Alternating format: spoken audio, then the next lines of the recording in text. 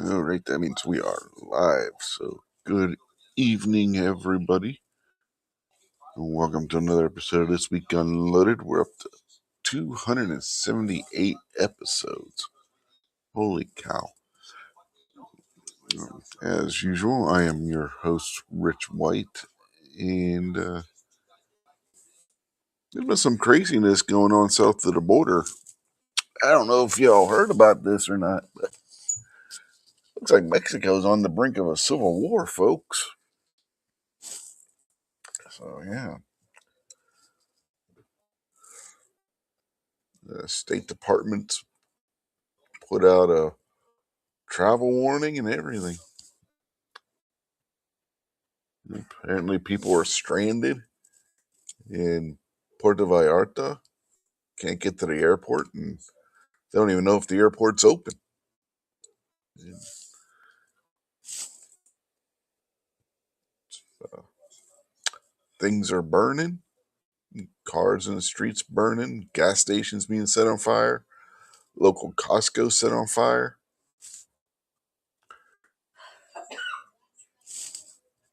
And apparently, it's not just according to a video I was watching earlier from Benny Johnson, it's not just relegated to Puerto Vallarta, and the warnings for quite a lot of places in Mexico, including the capital, Mexico City. I'm going to bed. Okay, go to bed. Last week or so, now there's 3 boys are missing, kids in this area.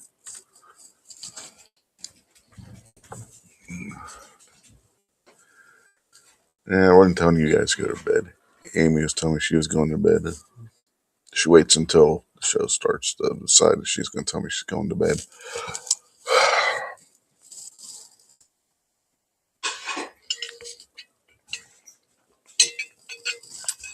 Yeah. Oh, excuse me. Let me see. I do have the State Department's website pulled up with the warning. What? Yeah, okay. Make sure I get the right one. Yes, here we go. Level 4, which is the highest travel warning. And you can see there's a lot of places. Estado Colima.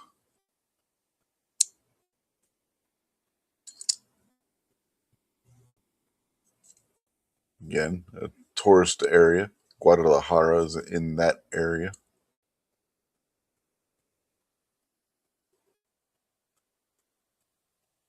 Says that U.S. citizens and lawful permanent residents have been victims of kidnapping.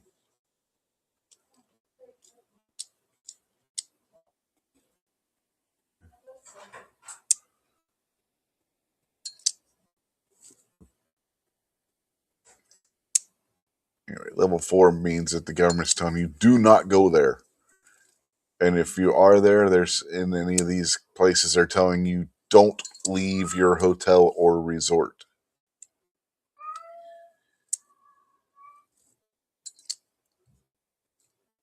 The state of Guerrero, which includes Acapulco and a couple other tourist areas.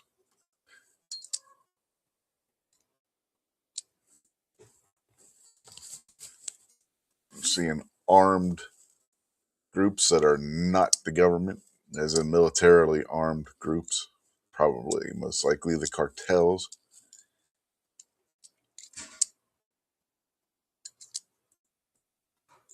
The state of Michoacan and What's in that state? I'm sure there's probably something there. They got the Butterfly Reserve and stuff. So, yeah, another touristy area there. Telling you not to go due to terrorism and crime. It says that crime and violence are widespread in that state.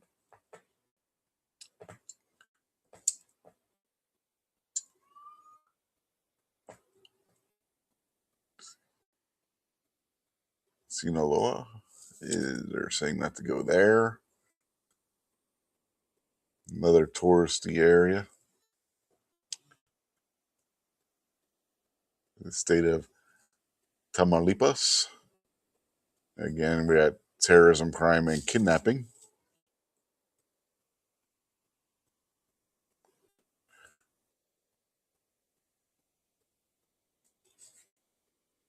Let's see, where else?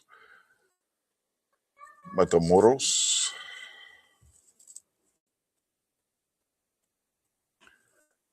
Which is right across from Brownsville, apparently. Which we already knew that area was bad. So this one's probably been in place for a long time. These other ones are newer.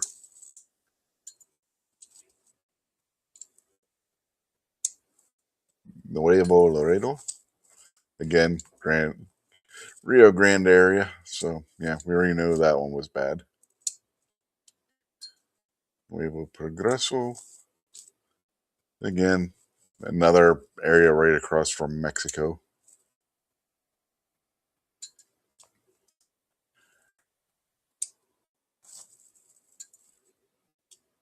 Zacatecas. Another one that they're saying not to go to.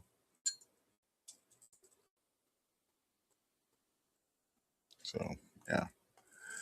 It's bad up there in Mexico right now. You can see on the map the areas where they're saying not to go are color coded.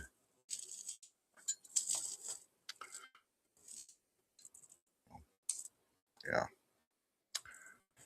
The darker the color, the worse the area is. And this area, this area, this area, this area, that's touristy areas, folks, generally.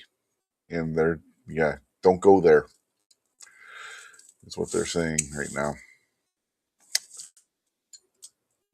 Even government employees are being told that they're on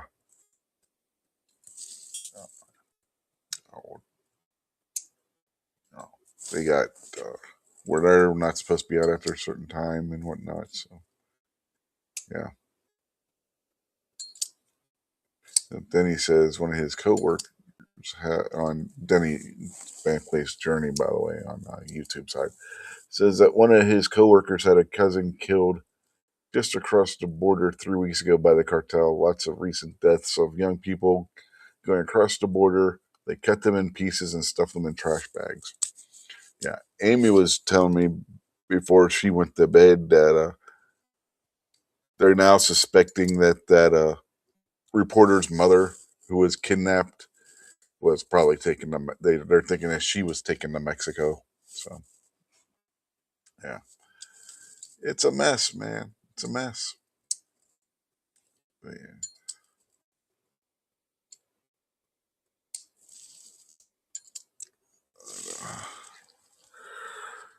yeah, it's a mess down there. I got a video pulled up on X.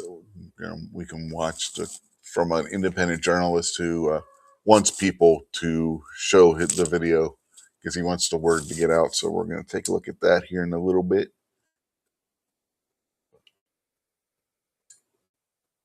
But,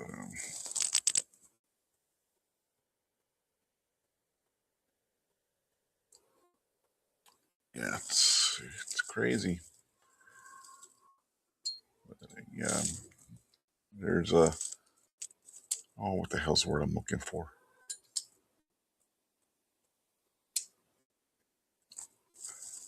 Oops, where'd it go? Yeah, I mean, even government employees are being told not to travel at night. or after dark anyway, which not necessarily night when it gets dark right now, but close enough.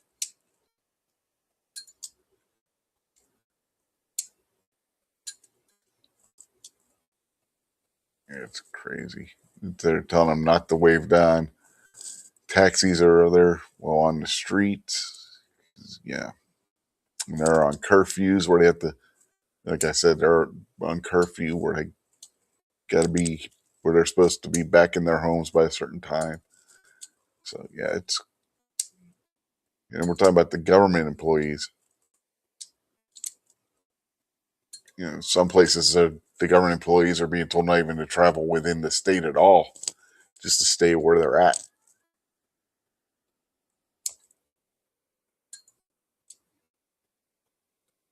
And there's a lot of places where people normally would go that they're being told not to. But you can see it's almost the entirety of the central part of Mexico right in here in this belt. That's either in a level 4 or a level 3 travel warning.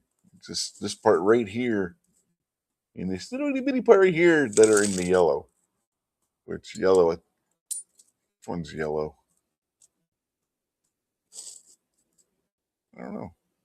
I guess that's like a yellowish color, but I can't tell which one that is. I'm guessing that says 2.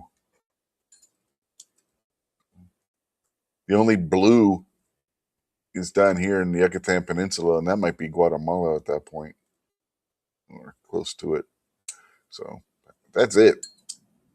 No, that would be Mexico still, because that's what country it is. So yeah, that's the only part of Mexico that they're saying is safe to go to. Is right there in the Yucatan Peninsula. There's Guatemala. There's Belize. Yeah, that's it, folks. That's the only place they are saying is safe in all of Mexico to go to, or relatively safe anyway. you know, yeah, craziness down in Mexico. Craziness down in Mexico.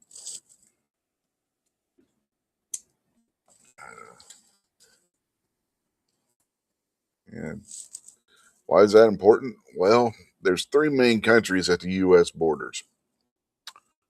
One's Canada, one's Russia. When you go all the way up to Alaska, a lot of people don't realize this. We technically border Russia, and the other is Mexico, which takes up our entire southern border.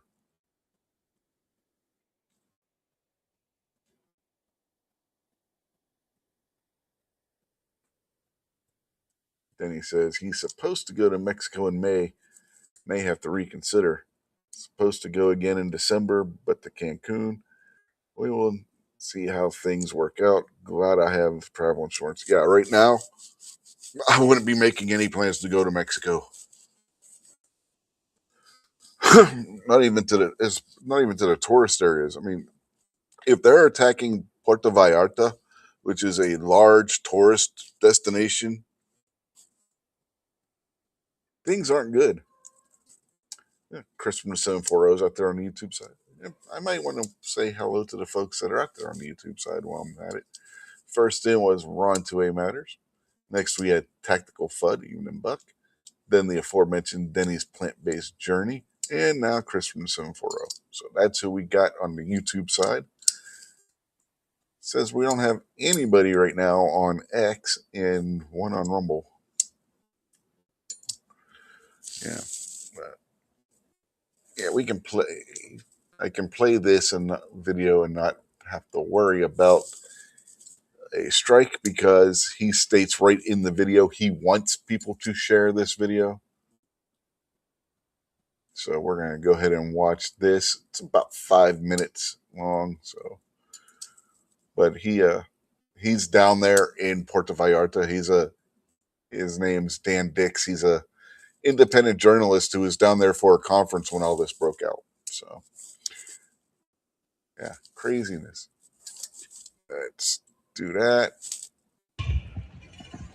This is Dan Dix here reporting for Press for Truth, coming at you here live in Puerto Vallarta, Mexico.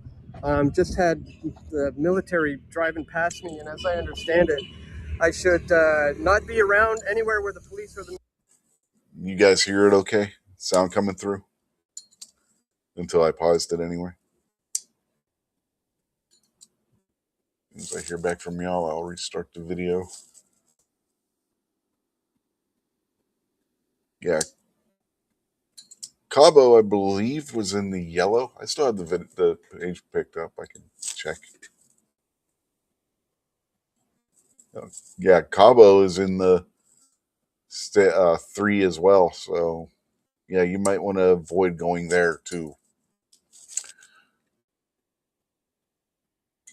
Yeah. Can you guys hear the video okay when it's playing? All right. Let me go back over and I'll restart the video. Military are, because they are the target right now. As you can see, there's this whole place is like deserted right now because there's burning cars back there, burning cars right here, still smoldering. And the situation is incredibly intense. As I'm sure you've already heard, there was a top drug lord cartel member, El Mencho, who has been killed. I believe there was a $15 million bounty on this man's head, and he is now dead. And that has caused this whole situation to pop off. The place looks like an absolute war zone right now, folks. Cartel has been setting up blockades in the streets, stopping cars. A whole bus was set on fire. You've got cartel members who literally look like the military. These guys are serious. These guys mean business. Costco was set on fire. A hospital was under attack. People running for their lives. There was the Guadalajara airport that was under attack. People literally running all over the place, screaming and crying. The Puerto Vallarta airport as well has had a big scare.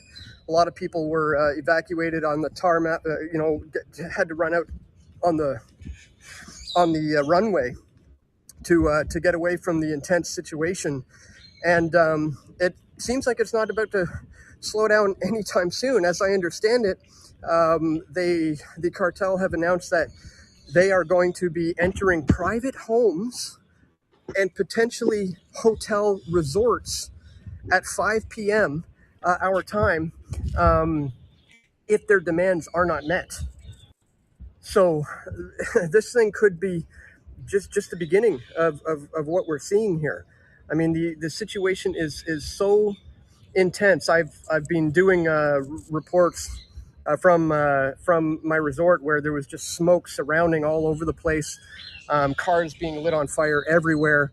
And, I've been posting those to my Twitter, Dan Dix PFT. A lot of people have been re-uploading the footage and just saying, look at this footage a tourist got. I'm not a tourist, guys. I'm a journalist. I'm here working, actually. I've been speaking at a conference for the last 5 days in attendance at this conference, and I'm here now documenting on this situation live. And it was a little scary being over there right as I'm starting the video.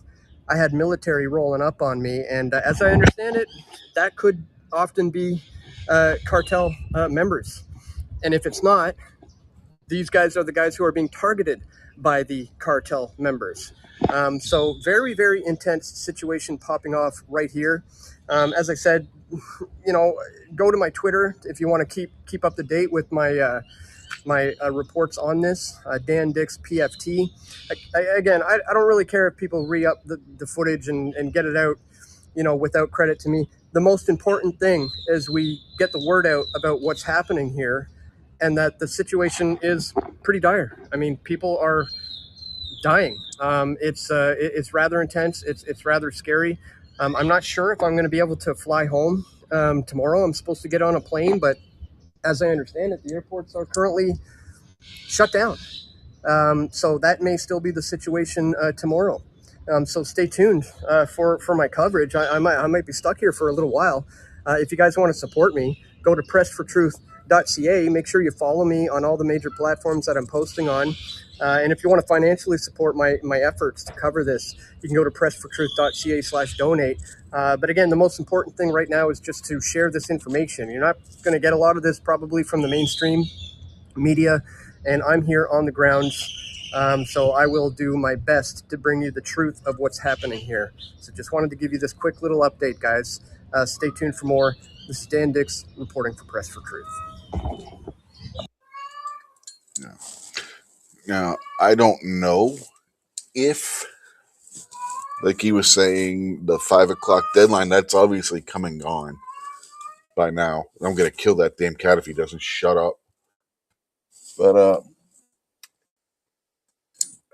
last I looked before going live, he didn't have any further updates on his X account.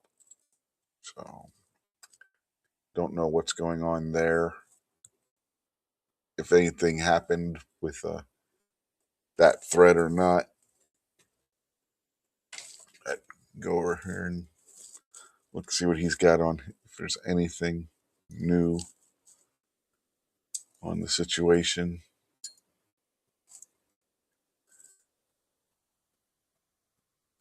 I don't want to play that video with audio because that one I don't know if I would get popped for.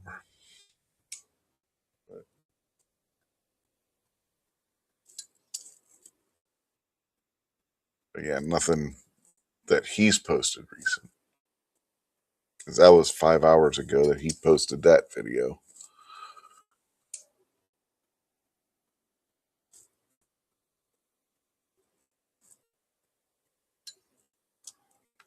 This was posted 39 minutes ago.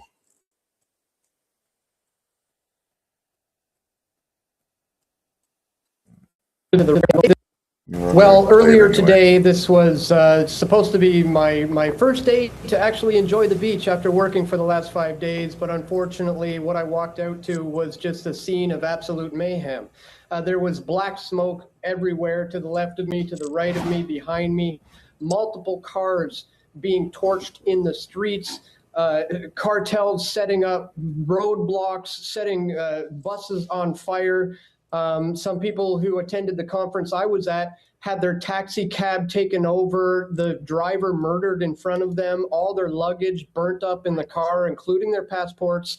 So a lot of people's lives have been flipped upside down and totally turned around. I'm supposed to be on a flight tomorrow, but I just got the cancellation notice in my email now that I will not be flying out tomorrow. So unfortunately, the situation is pretty dire. It's pretty scary. In fact, I went outside of this resort not long ago to shoot a quick little video report. And it was like a desolate wasteland out there, not a soul, not a car, except for burning, smoldering vehicles that I managed to capture footage of. And at that moment, some military men drove by very, very slowly with ski masks. And to be honest, I wasn't sure if this was the actual military or if this was the cartel. And as I understand it, if it is military, they are the targets of the cartel right now, military and police. So nowhere is safe right now. Guadalajara Airport was taken over and attacked. The Puerto Vallarta Airport had an emergency situation. There were hospitals that were being terrified. It's just been rather intense here. I have been told that we need to bunker down here in our resort here in Puerto Vallarta. But I've also heard reports that the cartel was threatening to come into private homes and hotels and resorts if their demands aren't met. So I'm really not sure where this is going to go from here. I've heard in the past in these situations when it escalates to all-out violence like this, they'll attack the military. Cartel literally have rocket launchers at their disposal, and they will attempt to take out military helicopters in the area. So it remains to be seen what's going to happen. But at this moment, it doesn't feel very safe to be anywhere on the streets here in Puerto Vallarta. I'm going to have to stay on lockdown in this hotel for now, at least. And that will be the latest update. So, yeah, it's craziness, man. I don't know if any of the big news places have anything on it. I didn't see any earlier. Let's see. Fox got anything about what's going on down there?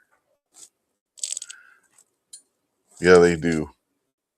They're saying Mexico has deployed their air forces. Cartel weapons outgun local police in deadly raid. So, yeah, Mexico is definitely calling out their military.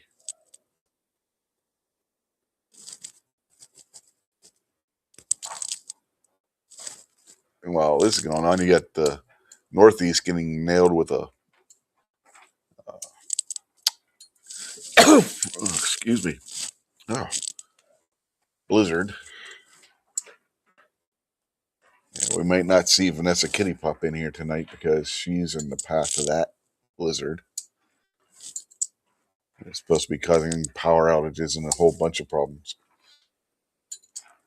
And while we got that going on with that blizzard, going back over to X again, we got this from New York that Mamdani's New York city government is requiring people who shovel snow to register with the city.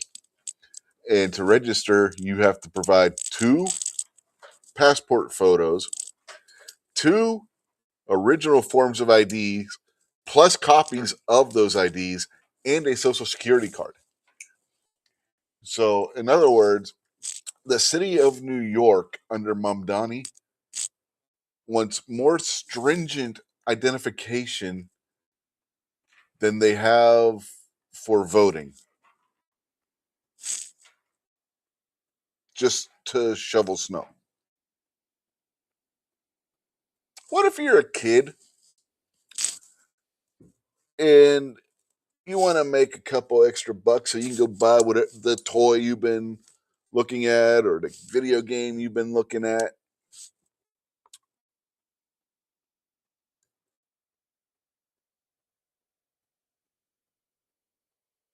And you can't because you don't have the identification that the city of New York wants you to have to register to be able to shovel that snow.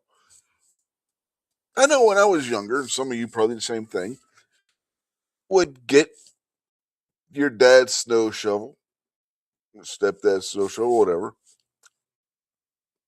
whoever owned the snow shovel when you're home, you would grab that snow shovel and you'd head out and try and coax your neighbors into paying you a small amount to shovel their sidewalk for them, or their stairs if you lived up, if they had stairs that needed shoveled, or their shovel their porch off, whatever. A kid in New York can't do that because they're not going to have the ID that they're requiring. But yet, if you want to go vote, you don't have to prove who you are by showing an ID in the city of New York, or the entire state of New York for that matter. How backwards is this?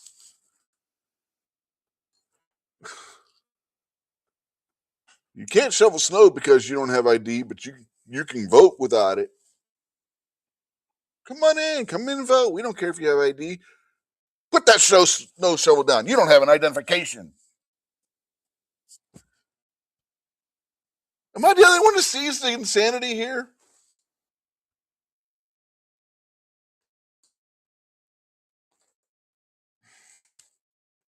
It's absolute insanity.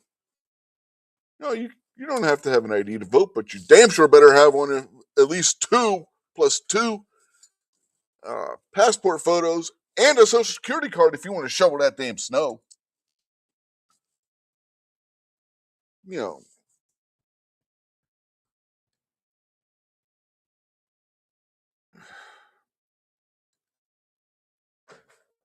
I think New York's one of the states that required kids that wanted to have a lemonade stand a couple years ago to have a business license. So really shouldn't be too surprised, but I can't really say I'm surprised. But the level of insanity is just getting ridiculous. They want ID for all this other stuff, but heaven forbid you say you want somebody to have an ID to be able to vote, to prove that they're a citizen.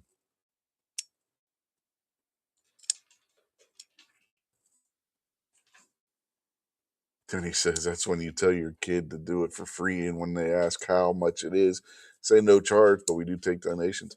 Yeah, but we're talking New York. They're still probably going to cite your kid for not having a registration, whether you're doing it for free or not.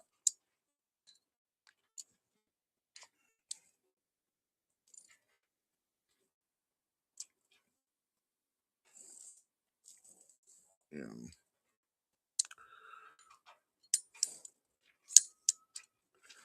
I wouldn't put anything past them at this point.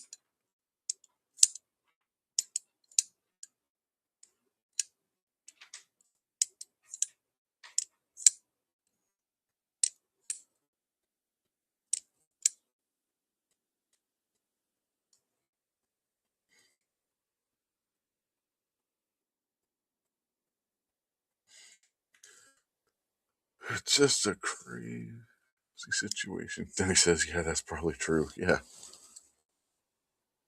Kid come home with a $300 fine or some nonsense because he didn't have the permit to shovel the snow.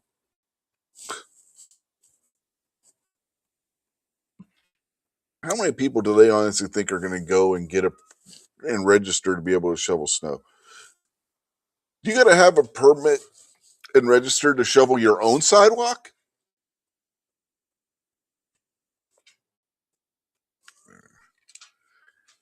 Who knows? Who knows?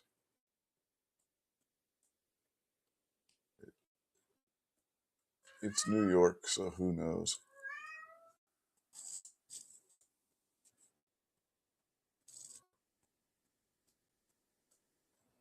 Yeah. Speaking of uh, identification, I don't know if y'all saw the latest excuse from Gavin Newsom on why you shouldn't have to have ID to vote. What if you lost his latest one? What if you lost your birth certificate? He's like, I lost my birth certificate when I was 7, and I don't know how to get a new one. The governor of New York saying he does not, I mean, governor of California, rather, saying that he does not know how to get a new birth certificate in the state of California.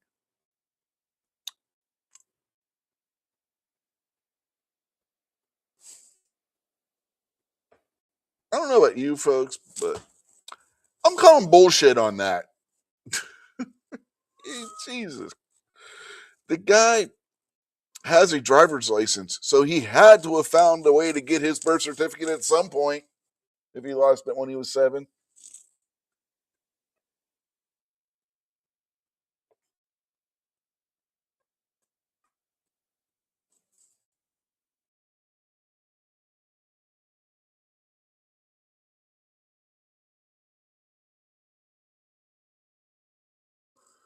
But yeah, I can't find my birth certificate, so I can't get an ID. So I should be able to vote without it, says Gavin Newsom. Look, if you're too stupid to be able to figure out how to get a hold of the agency in your state, county, city, whichever the case may be, who keeps the birth records, then you don't deserve to be able to vote because you're too goddamn stupid to do so. Because let me tell you something. As somebody who's had to replace his birth certificate before, it's not hard.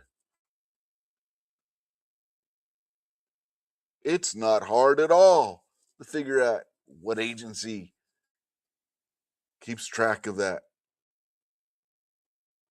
In the city of Pittsburgh and the county of Allegheny County, it's the Allegheny County Health Department, if I remember correctly, that did it.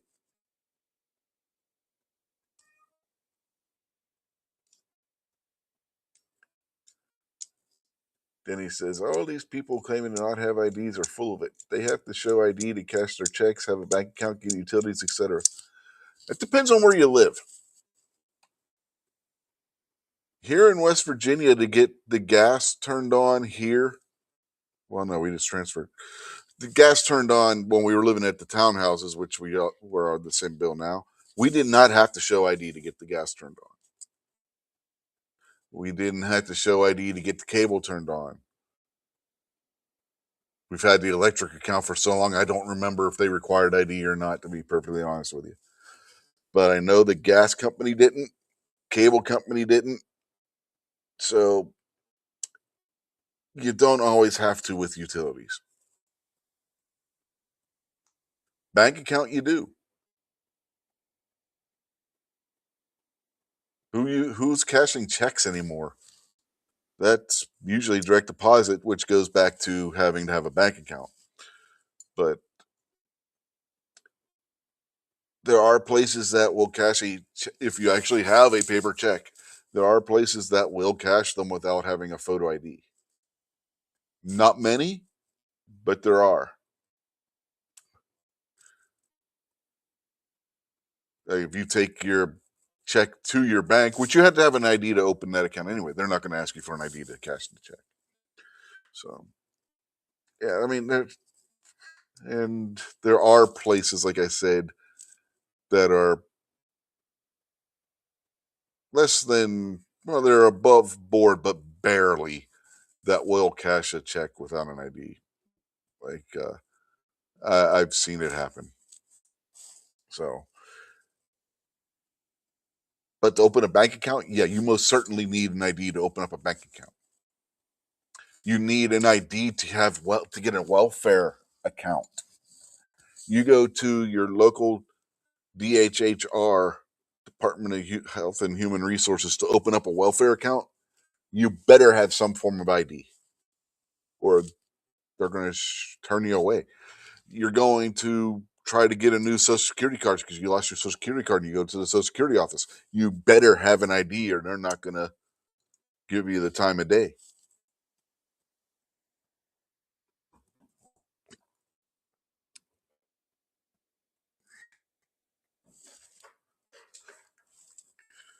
So that's something to keep in mind. So, yeah. You want to go on a plane, you better have an ID. You want to get on a train, you better have an ID.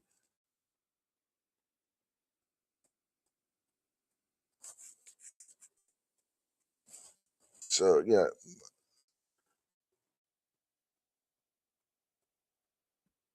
You want to register your kids for school, you better have an ID. They're going to check your ID when you register your kids for school.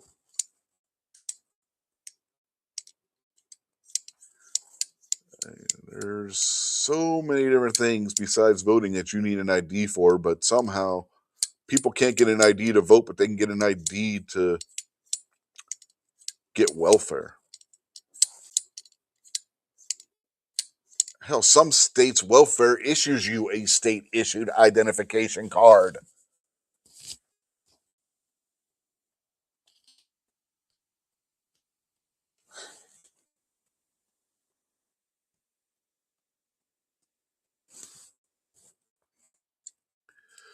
So, I mean, it's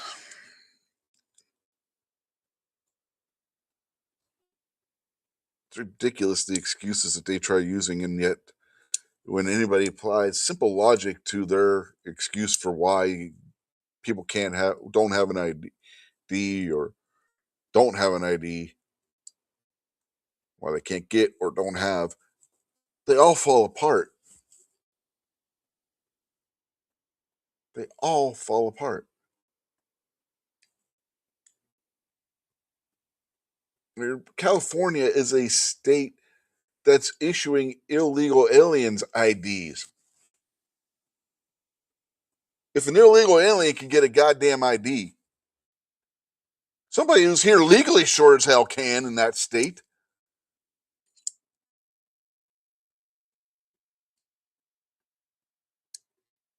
Which, by the way, a state issuing an identification card to an illegal, somebody who's not in the country legally, is in and of itself against federal law.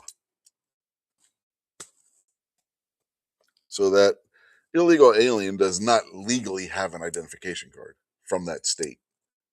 But this is why I'm not completely on board with voter ID laws until we start enforcing the federal ID laws that are already on the books. That illegal photo ID would still, if the SAVE Act, for example, gets passed, allow that illegal alien to go and vote, because all they got to do is show that ID that's issued by the state of California, and they're going to be allowed to go in and vote anyway.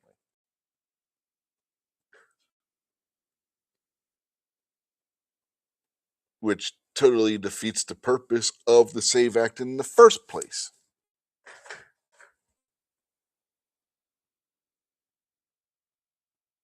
Yeah, the SAVE Act looks good on paper, but until federal laws on issuing IDs to illegal aliens are enforced, it's not going to matter worth a damn if that gets passed and signed into law or not.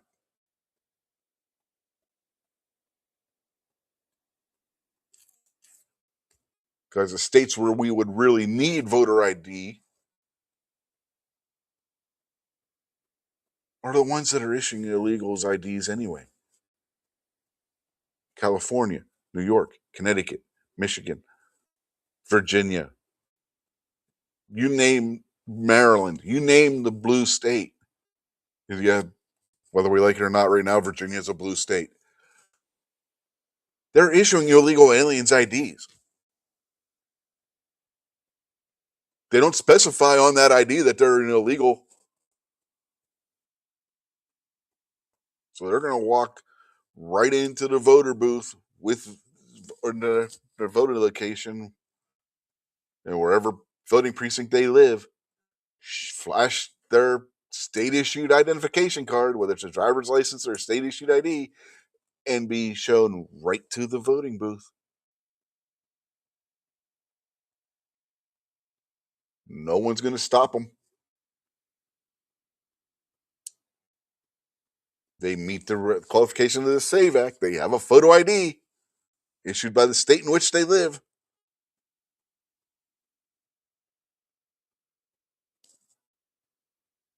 Whether that ID is issued legally or illegally is irrelevant, because the federal government is not enforcing the laws on those states that are issuing the IDs illegally. Until they start doing that, no voter ID law is going to be worth a hill of beans. Not one.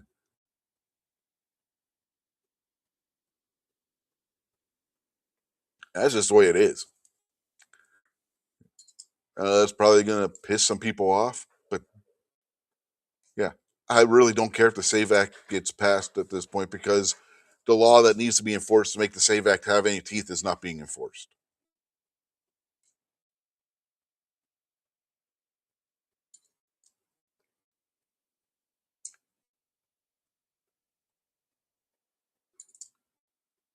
As long as we have illegal aliens running around in this country with state-issued identification done in violation of federal law, voter ID laws are useless.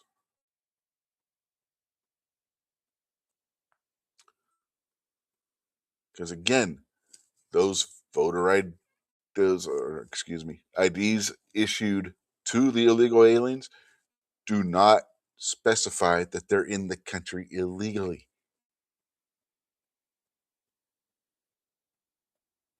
So John Q. Public, working as a poll worker at the voting location, they're going to see that identification. I'll see that identification card says they're a resident of that state. Assume that they're in the country legally because they have that identification, and show Jose illegal right to the voting booth. explain how to use it and everything.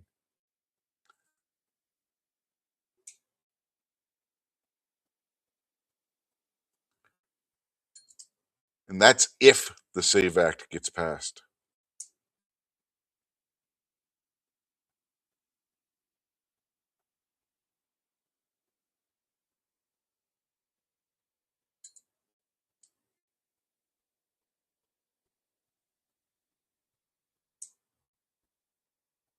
All these politicians pushing the SAVE Act, yeah, it looks good on paper. But when you actually start to think about it, like I said, it's not going to do anything.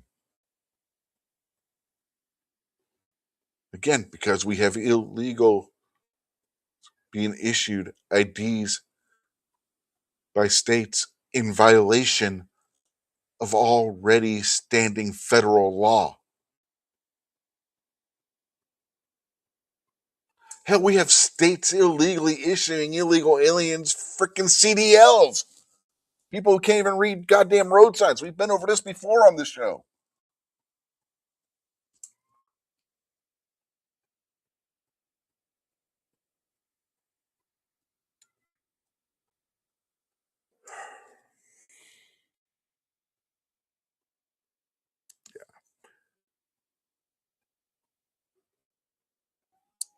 At this point, I have absolutely no faith in a voter ID law doing jack squat. That's just the way it is. I don't see a voter ID law being worth the paper it's printed on at this point.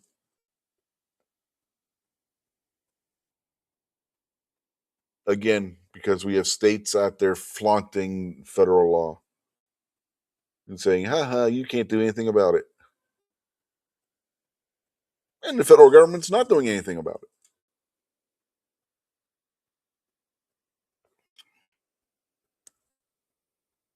What the hell's the point in having the law in the books if you're not going to enforce it anyway?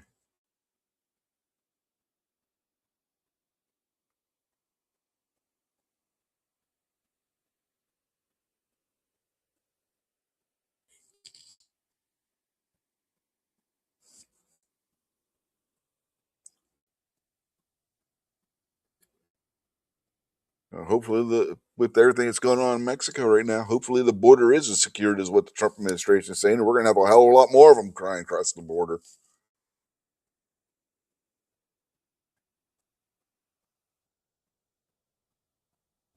Hell, we'll have some that are claim the goddamn amnesty, and they might actually have a case for once with what's going on.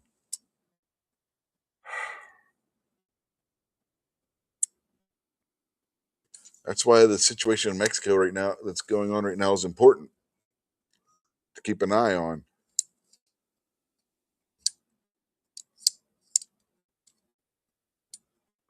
Because them being right next to us, they actually can make a legitimate amnesty claim if the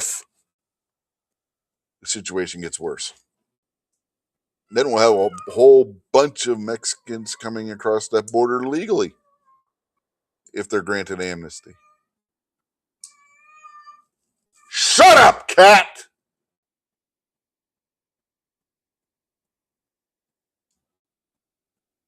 Tired of these goddamn furballs.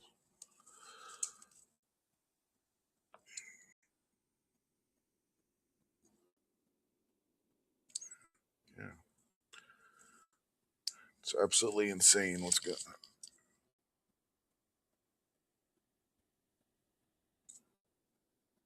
Sometimes I just want to set the world on fire and watch it burn.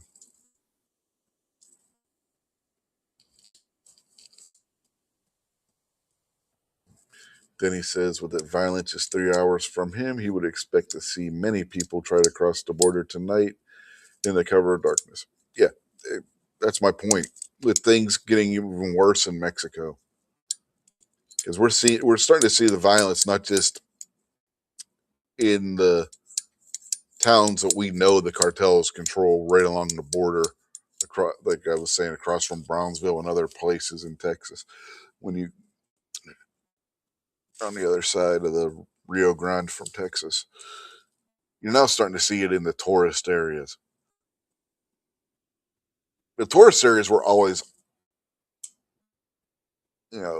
off limits to the cartel and everything, because the cartels were making money off the tourist areas. Now the cartels have said, screw it, and they're starting to attack the tourist areas too.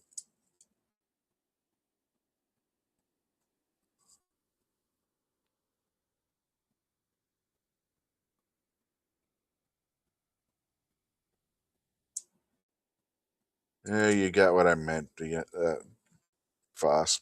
Evening to you, by the way.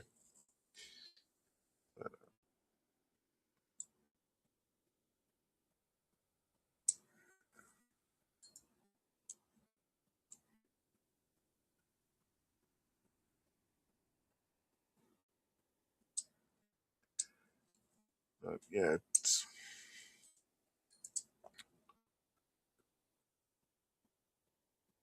I hope they got the border as secure as what they said, because we're about to see a bunch more try and cross that border if it's getting as bad as what it's being reported.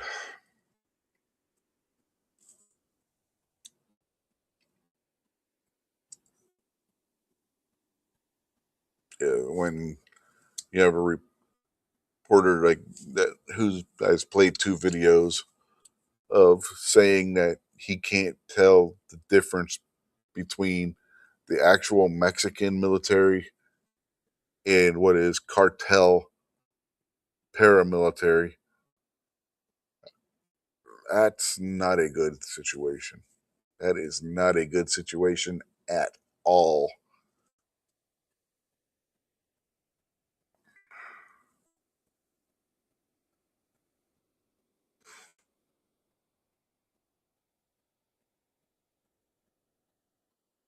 And it's got some people speculating on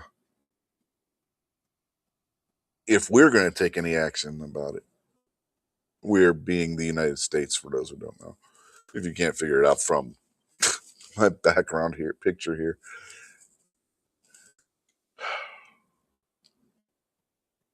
It's not good when you have this going on in a country that directly borders yours.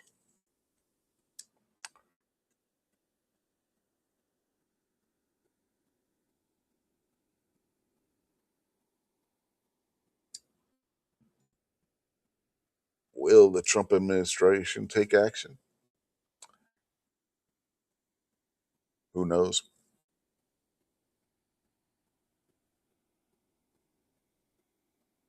We're still waiting to see if anything's going to be done in Iran. We got at least one carrier group off of the coast over there. So if the Trump administration is going to do anything there, that can happen at any moment. So, and now you got this with Mexico.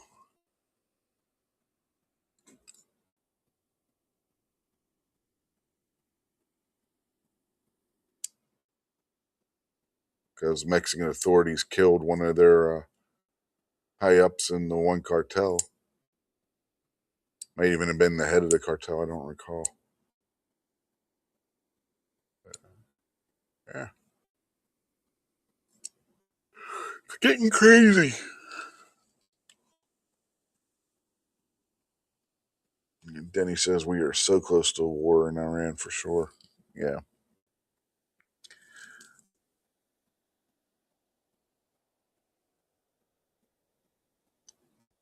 Yeah, I read something earlier where the Ayatollah has ordered people to be killed in the streets for saying they're not Muslim. So it's only getting crazier over there too. I mean, depending on what poll you look at, Islam is the minority in Iran now. Their official state-run poll would tell you that it's a 98% Muslim majority. But when you look at the more independent journalist polls that are being run in the country, you're looking at 40%.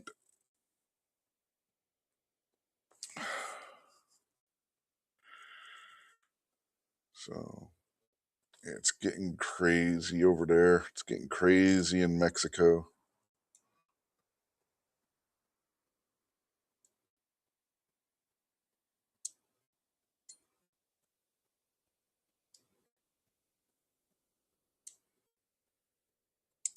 And everybody is waiting to see what Trump's going to do in both situations.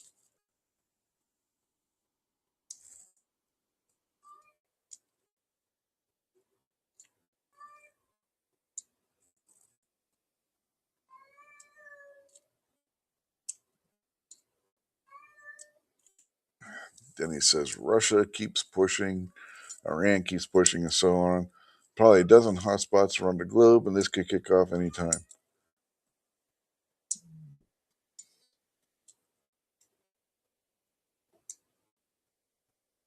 I don't see the Russians doing much, to be perfectly honest. They got their hands full right now with the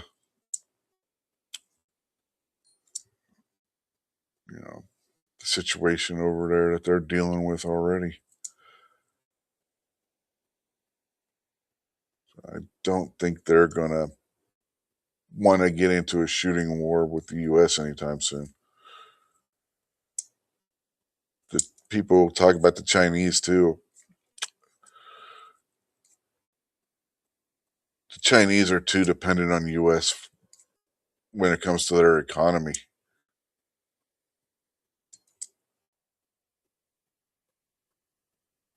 I really don't see the Chinese doing much but saber rattling.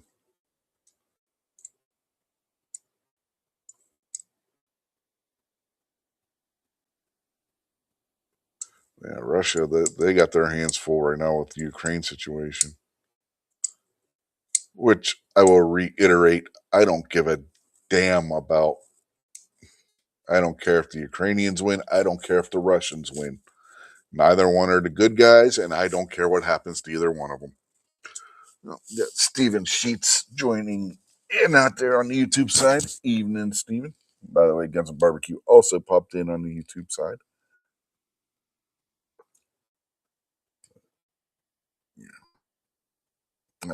I've said it almost since when the whole Russian Ukraine thing started that I frankly don't care what happens in that conflict. I don't think the U.S. or NATO has any place getting involved in it. Beef up the border with Ukraine and the countries that are in NATO and let the two of them duke it out and see who comes out on top. I really don't give a shit. If Russia wins, Russia wins. If Ukraine manages to push them back, they push them back. Other than that, I don't care. I don't think we have any role in it. I don't think NATO has any role in it. Ukraine had a chance twice to join NATO, and both times they voted it down. They made their bed, let them lie in it.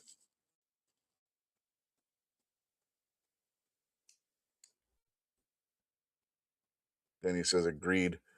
Don't care. Just don't want us to keep spending mega money on this foolishness. Yeah, exactly.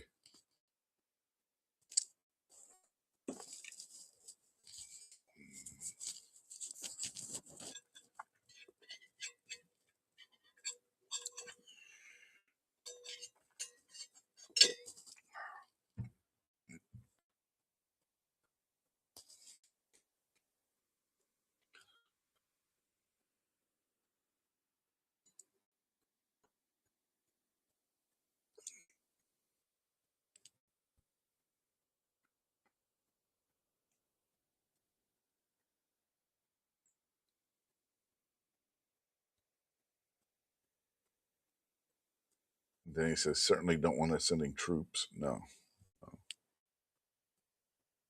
We shouldn't be sending them equipment. We shouldn't be sending them money. We shouldn't be sending them anything.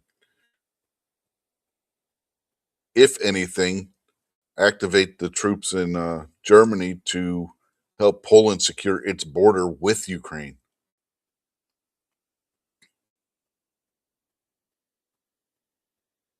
That's why we got the base in Germany for in the first place.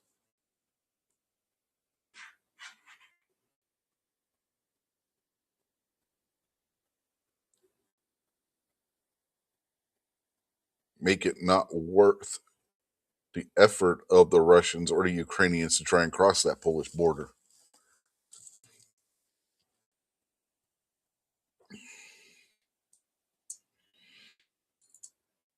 But as far as Ukraine's concerned, like I said, this is what they wanted.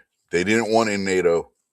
Now all of a sudden, the Russians took action because they decided they being the Ukrainians, decided they didn't want to join NATO. That's your tough luck.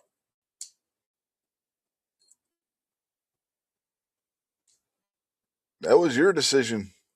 Now you got to live with it. It's not our job to bail you out because you made a stupid decision.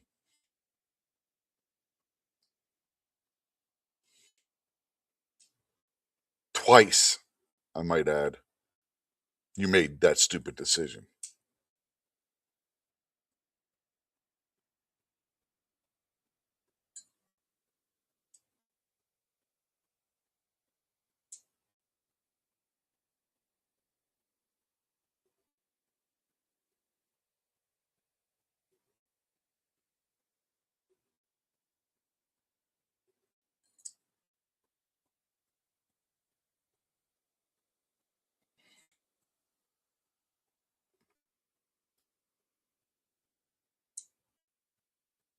I know that's probably gonna tick some people off. You know what?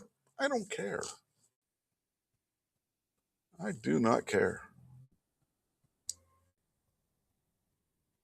I have a T-shirt that has um, Deadpool's face on it, and it says, "Did I offend you?" I told Amy when she got me that for Christmas that it should say, "Did I offend you?" Not only does it should say, "Did I offend you?" It should also say, "Ask me if I care." I don't care if I offend somebody.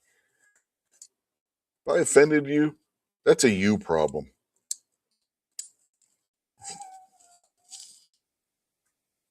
It's not a me problem. That's a you problem, and I don't care.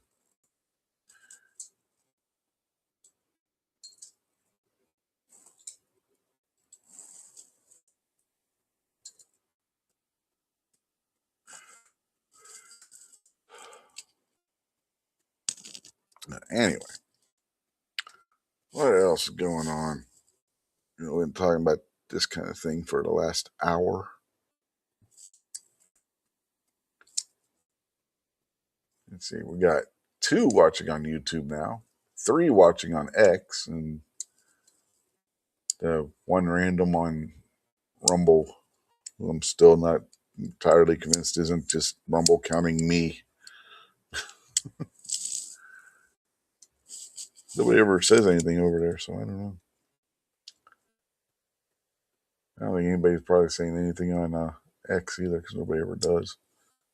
But I could always go over and look. Who knows? Maybe somebody said something on X this time. Where is it? Seriously, where is it? What the hell?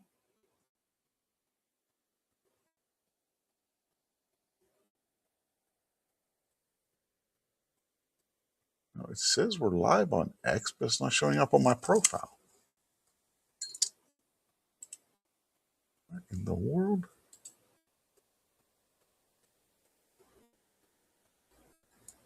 Oh, I hate this.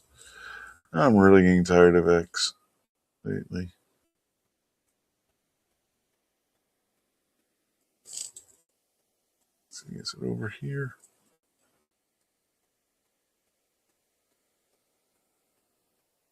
Producer. Yeah, there it is.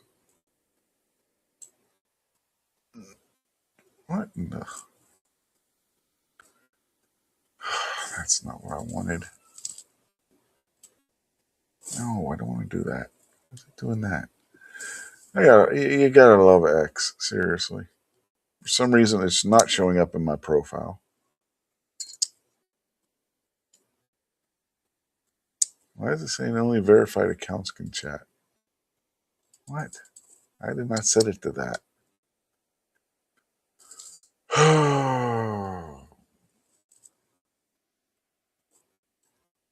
Oh, thank God. Heaven. No, I just want to watch. I just want to watch it. I just want to go over there. Why is this not working? Well, I can't see the X comments if they are anybody saying anything. Ain't that lovely? You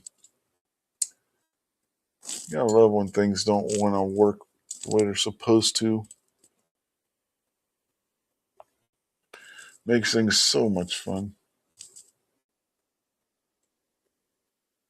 Yeah, it's not there either.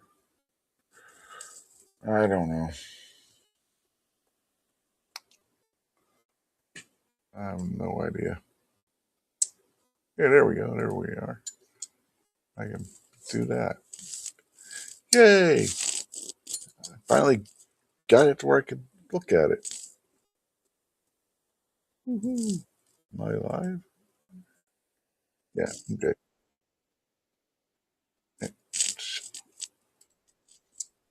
Alright. Alright, yeah, nobody's saying anything on X. At least not that I'm seeing. So it took forever to find it. The joys of trying to do things when things don't show up where they used to. But yeah, it says we got people watching, so somebody was able to find it at some point. So there's that.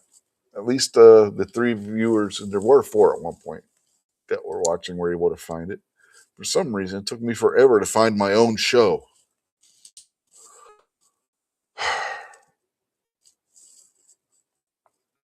I could find it in the editor, but looking at it in the editor doesn't let you see the live chat. Let's see if anybody said anything.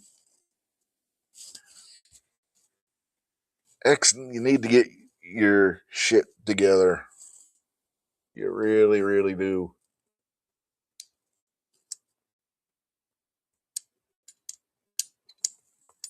Yeah, there's your rant about X for the week. I can't give you an update on Star Trek Starfleet Academy this week because I haven't watched any of the reviews on it yet for this past week's episode. I haven't had a chance to. Those usually come out on Friday or Saturday, and I haven't seen them yet. So, been a busy couple of days, so I haven't got a chance to watch those yet. So who knows? Next week we might have a 2-episode update on that insanity.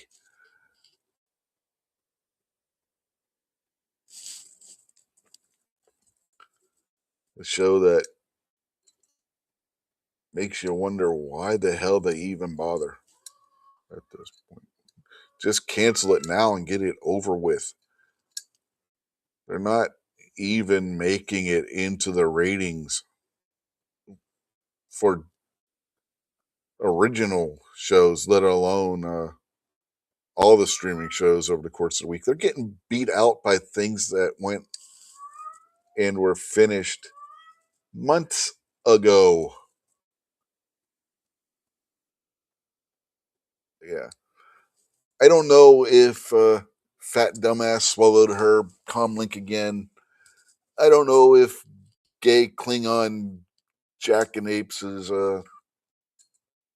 found a new boyfriend or not. I know nothing about what happened in this week's episode. So you get spared this week, Ron. Ron Wayne official has jumped in on the YouTube side, folks. For those of you who are watching on X right now, so that's who I'm talking to. But yeah, I have no idea what happened with that show, other than I'm sure it's insane, whatever it is. Oh, one thing I forgot from last week's episode.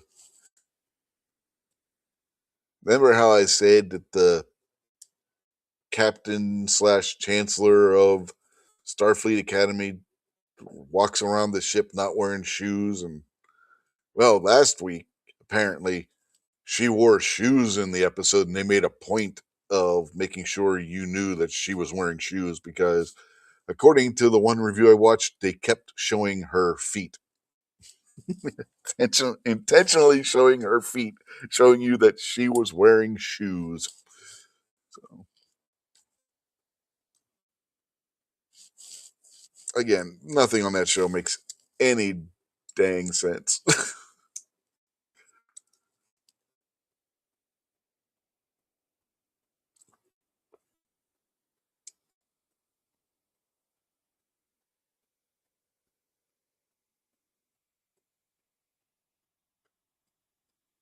The Romulans joined Starfleet, but they don't teach Starfleet how to use the warp drives that they use based on singularity technology. So Starfleet has an experimental ship that is in the ship graveyard because it was supposed to have been destroyed, and yet it's almost 100% intact. And I don't know if you've ever seen in Star Trek what happens to a Romulan ship with its singularity core. If it gets destroyed, there's nothing left of the ship. It gets sucked into the singularity that's powering the ship.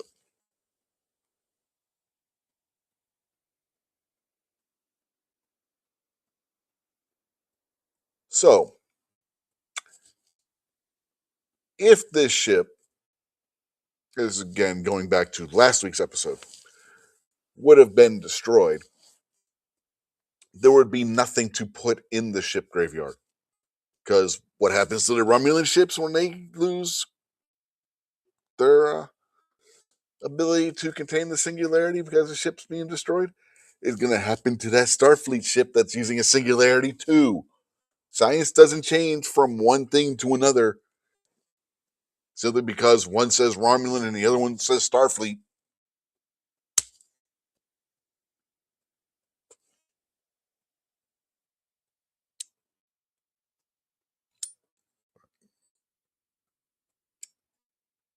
Man, that's a total situation I didn't even think of looking at last week when I was talking about the show.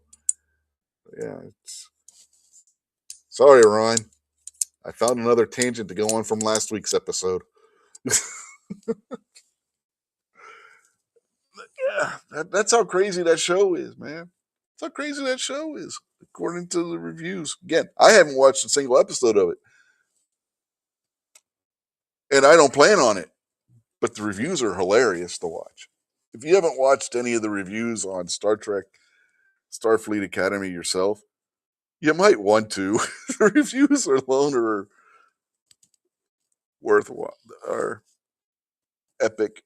Just like the reviews for Star Wars: The Acolyte. Those were hilarious too.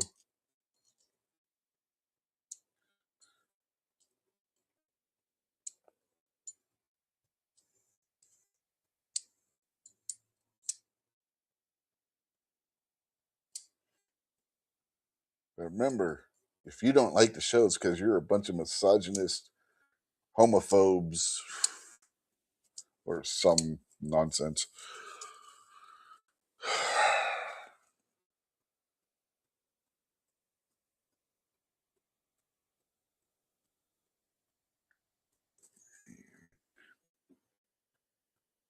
I don't know what else to talk about.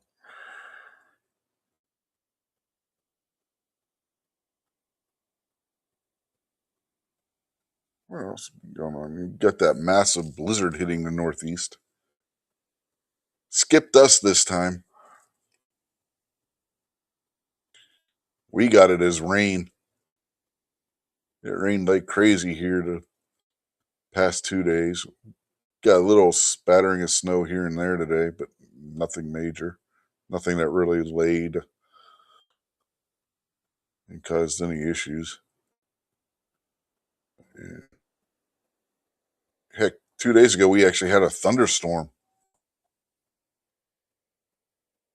Crazy for February to have a thunderstorm, but we had a thunderstorm with super heavy rain. It was in the 50s, so there's no way it was going to be snow here. But apparently, that rain hit into a cold front and turned into a massive blizzard for Northeast, specifically along the East Coast. They're getting hammered. They said earlier when the show started, they're talking about places going to have massive power outages and stuff. From New York up Connecticut, Rhode Island, Massachusetts, and whatnot. There's Pack Rat's Attic popping in on the YouTube side. Evening.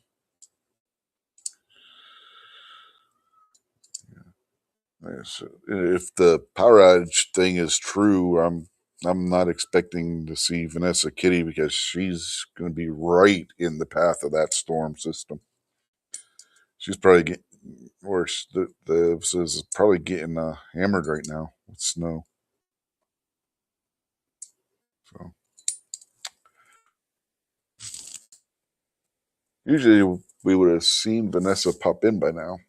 So I don't know if she was over watching Scotsman's show or not because I didn't see Scotsman's show. I saw that he went live, but I didn't get a chance to go over and look in on it. So I don't know if Vanessa was over there or not. Hopefully everything's going all right for Miss Kitty.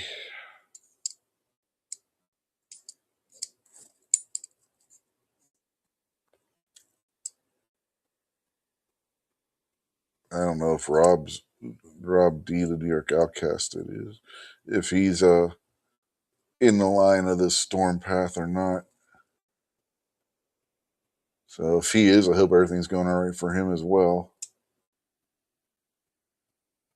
I think who else would be in that area?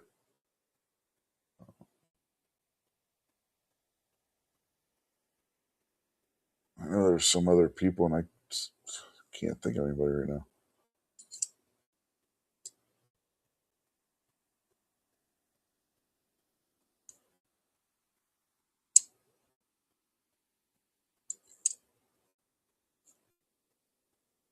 Got Jared up in Massachusetts. Damn if I can remember what his channel name was. I ain't seen it. He hasn't been around in a while.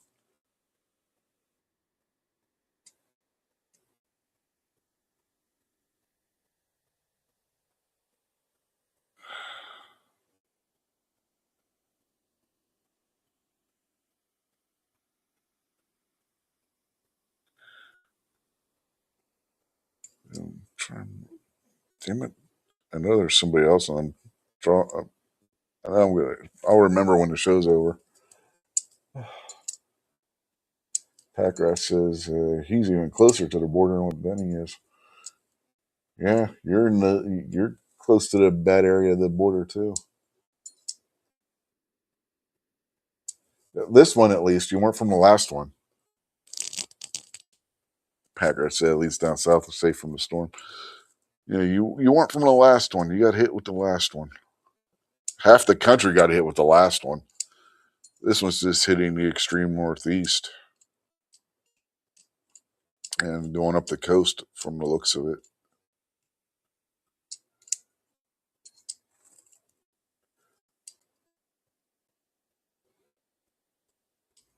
yeah. I don't know why, but Amy kept watching the weather earlier, seeing what the storm was doing. It's like, it's not hitting us.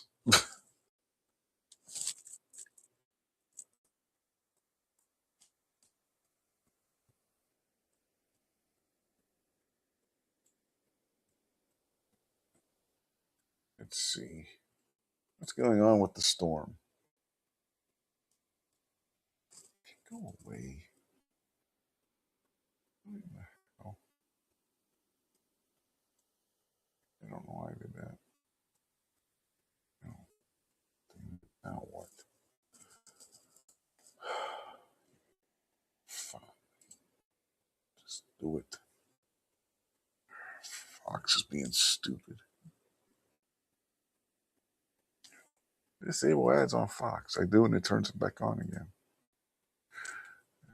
Turns it back off. Historic blizzard. Let's see. Where's this blizzard going?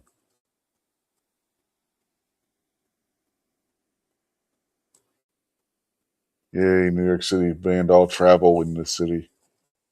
Woo.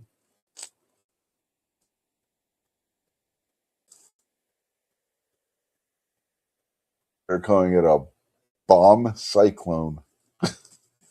Prepares to dump up to 2 feet of snow along the I-95 corridor. So yeah, it's going up to the coast. Wind gusts up to 60 miles an hour and widespread power outages. So yeah, we may not see Vanessa Kitty tonight.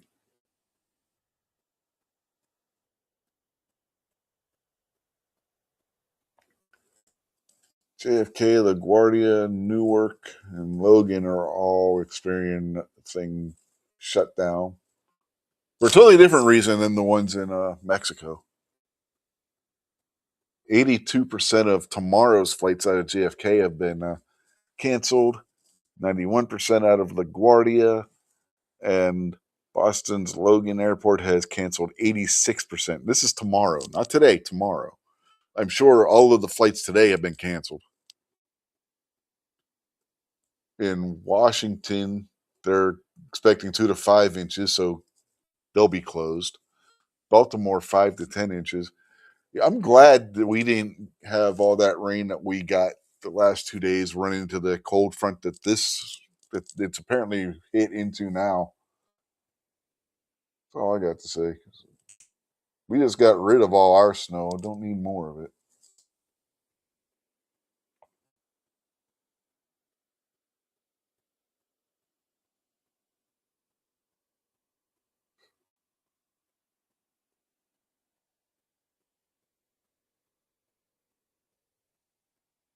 Holy hell. New York City is paying people to shovel snow $19.14 per hour to start, up to $28.71 per hour after the first 40 hours work in a week. So basically, you're getting time and a half. But remember, you got to register, and you got to be 18 years old or older to shovel snow in New York now. You know, we talked about that earlier. So yeah, they could have got kids to do it for $5. Instead, they're going to pay people $19.17 an hour to do it and make them register. And remember, we already went over the requirements to register to do it, which are absolutely insane.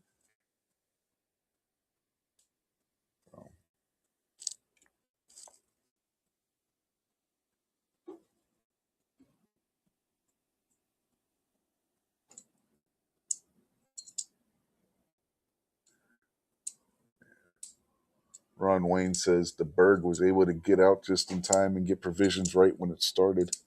Said it was snowing so hard he can't see outside. It was that way here the last storm. You looked outside and we couldn't see the houses across the back alley from us. The snow was coming down so heavy. Packrat said he hopes everyone is going to be okay from the storm. Yes, absolutely.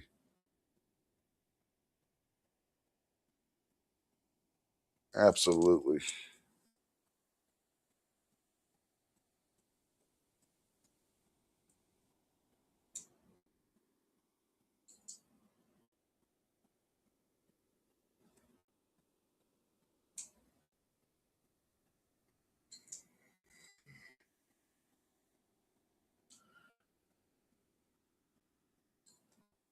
I still can't remember the guy's name. What the hell was his account name?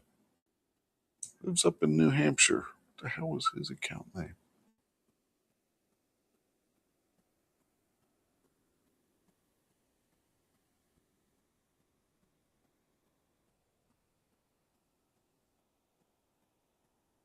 Ugh.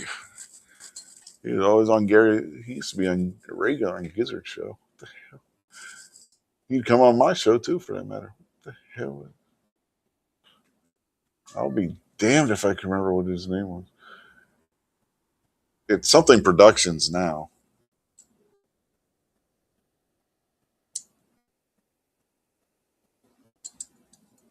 I don't want to use his real name. Anyway, he's up in New Hampshire, so he might be in the path of this too. I don't know.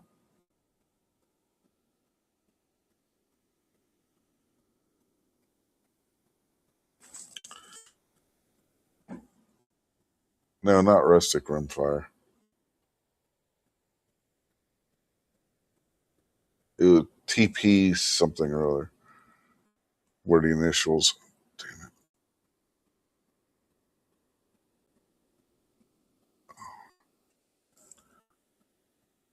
The hell was his account name?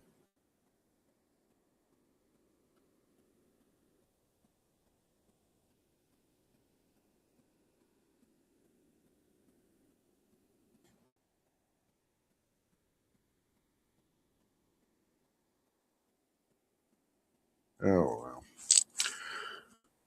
Like I said, I'll remember when the show's over. Yeah, that's usually the way it works. Forget something and then you remember when once the show's over.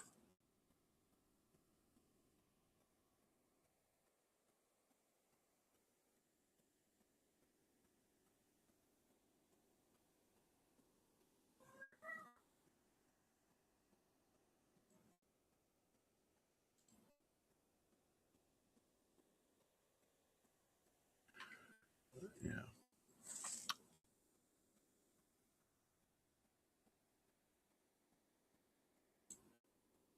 Yeah, that's it. No, that's no. Was it Gun Toting Pacifist? No, no, it wasn't Gun Toting Pacifist. Or was it? Yeah, yeah, it might have been who it was. Yeah, it's TGTP. Yeah, the Gun Toting Pacifist. Yeah. Yep, that's who it was. Thank you, Barbecue. For some reason, I was drawing a complete blank. I was coming up with his real name, but I didn't want to, say his real name.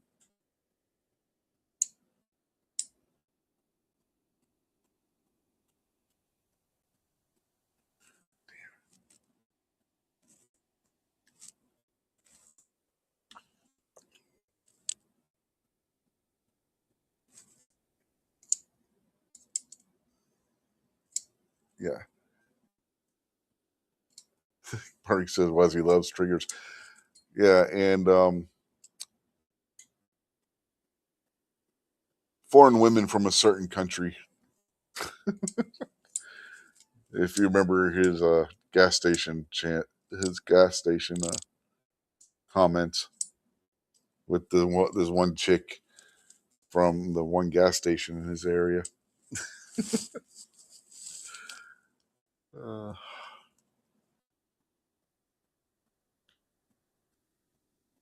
with Armenian chicks, the Armenian chick at the gas station near his house or something. Yeah,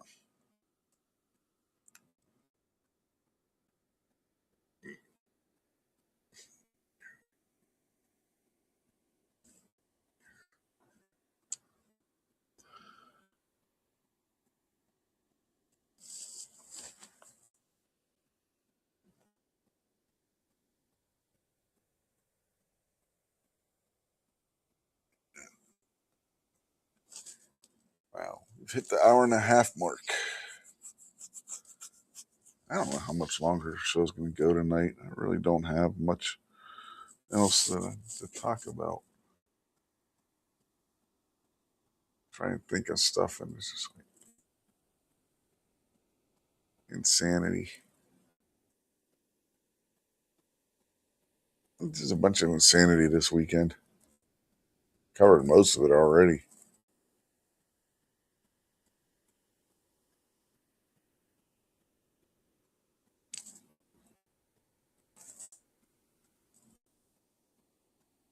Oh, yeah. Team USA won Olympic gold in both men's and women's hockey this weekend. I don't know if any of you saw that. And if you saw the men's team's comments to various players, where unlike most of Team USA apparently this year, they were actually proud to be from the United States and were thanking the military for all they do, allowing them to be able to play hockey. It was highly refreshing to see Team USA's reaction when they won the gold medal in men's hockey today. Totally different from what you've seen from other people.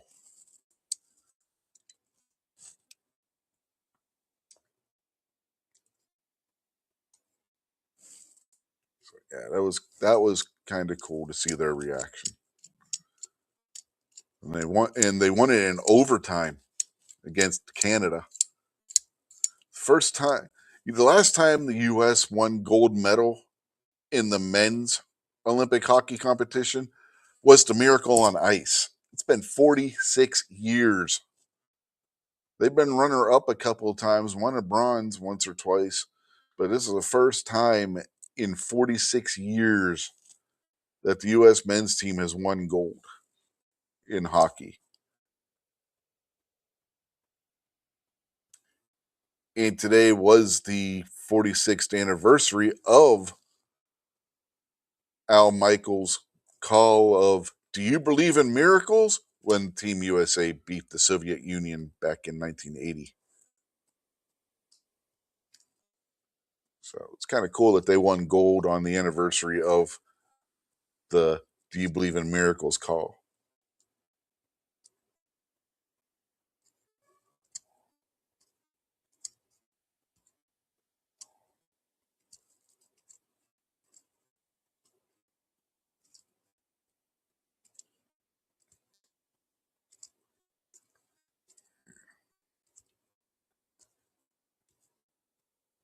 And during the gold medal ceremony, they brought Johnny Gaudreau's kids out onto the ice. Johnny Gaudreau would have been a member of Team USA, but he was killed by a drunk driver last year. And during the team photo after the gold medal game, they were doing the typical hockey style team photo that you do. Two of the players were holding up the Johnny Gaudreau jersey. So that was kind of cool to see.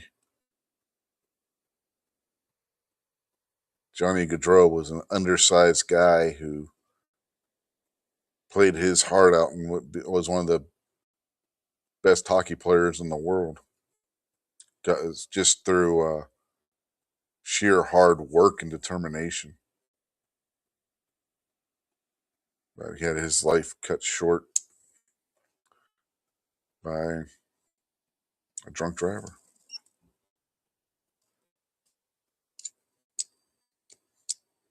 And Gabriel says, "Oh, that explains the kid in the pic." Yeah, They had Johnny Gaudreau's kids come out on the ice and celebrate with the team. So yeah, that's why you saw the kid there.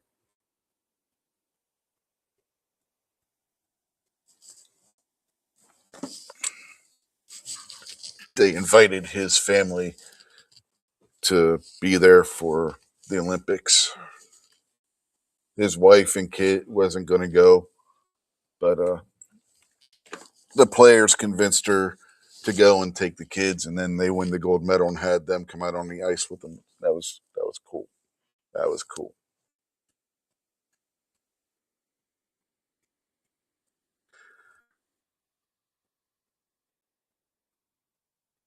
And then, like I said, the comments from the men's hockey team in relation to what other athletes have been saying before the games and whatnot. It was refreshing. It was absolutely refreshing. Yeah. Team USA's men's hockey team was a class act.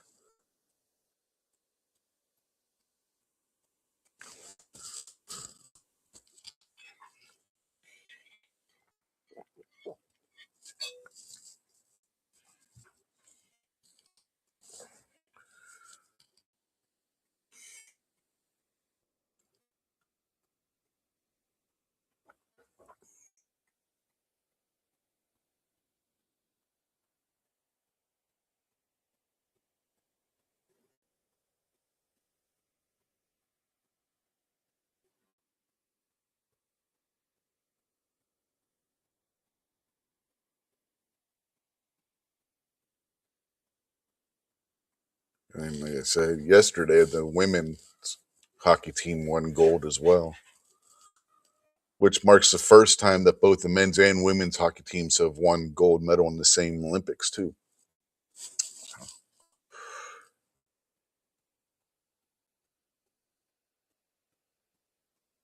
And then one of the men's skiers was being interviewed, and he said that anybody who's representing the U.S. and wants to put the USA down, they should quit the team and shouldn't even be here. which, which there's a lot of people that have been saying how they're embarrassed to be representing the U.S. and stuff. So to see, like I said, the men's hockey team have their reaction, and then that skier, his reaction when being interviewed. There are some good ones still out there on the U.S. Olympic team.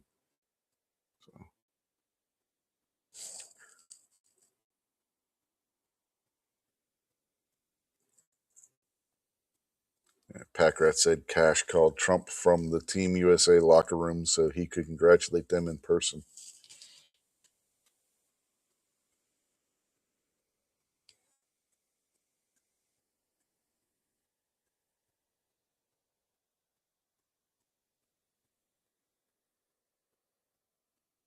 Yeah, it was a definite feel good moment, especially when like I said they brought Johnny Gaudreau's kids out on the ice. Man,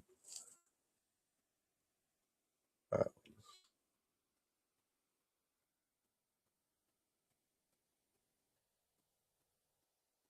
that was a special moment. And like I said, today's the 46th anniversary of the "Do You Believe in Miracles" game. So for U.S. to win gold on the anniversary to the day of what is probably one of the greatest calls in sports history.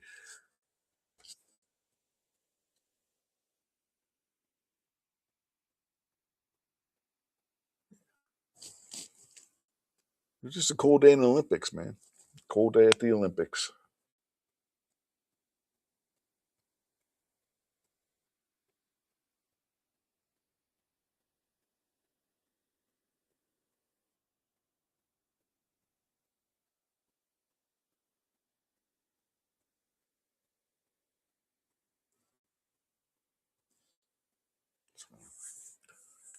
Says we got 3 watching on Rumble now, 6 on YouTube, and still 3 on X.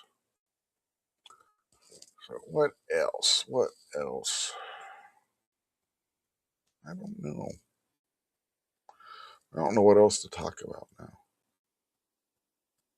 I don't know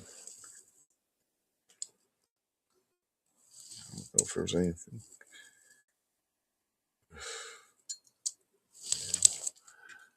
I missed the warm weather we had the past few days.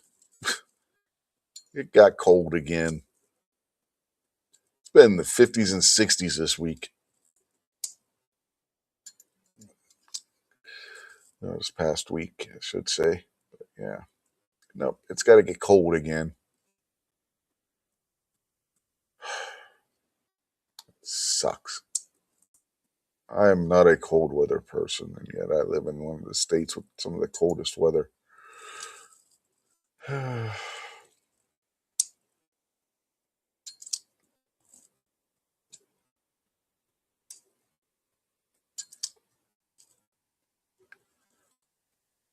Oh shit. NFL wide receiver Rondell Moore found dead at 25 years old. Wow.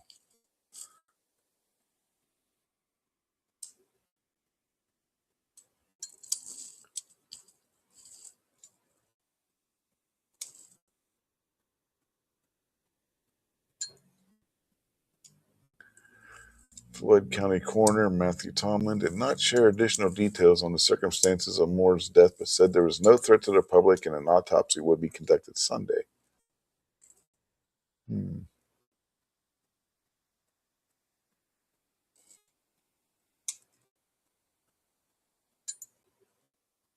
I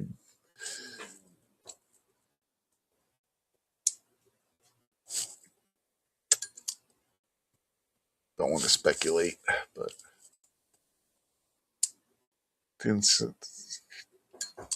he wasn't having a good career. That's all I'm going to say. But again, I don't want to speculate on that because it's, yeah.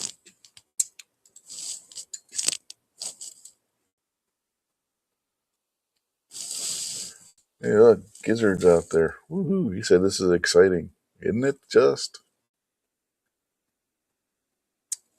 Pack Rat said he was in high school the first time Team USA won. I was in first grade when Team USA won.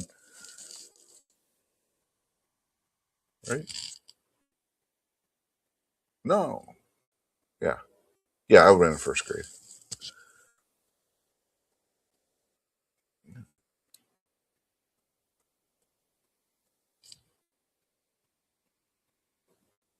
Who's saying, yeah, he killed himself. Yeah, that's what I was thinking was possible, but like I said, I don't want to speculate until they say for sure.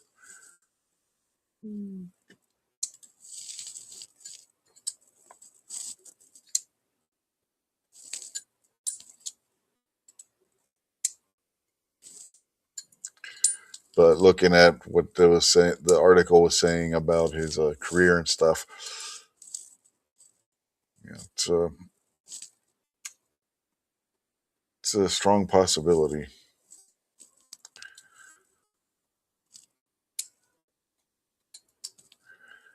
Fox News is reporting nearly 100,000 people without power.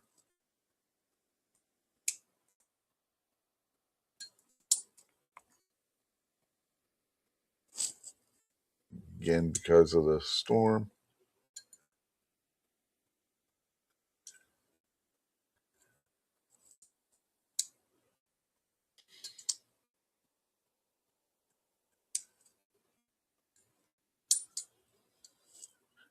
Trump says, what a game, lots of winning. That's a perfect Trumpism right there, boy. I tell you what.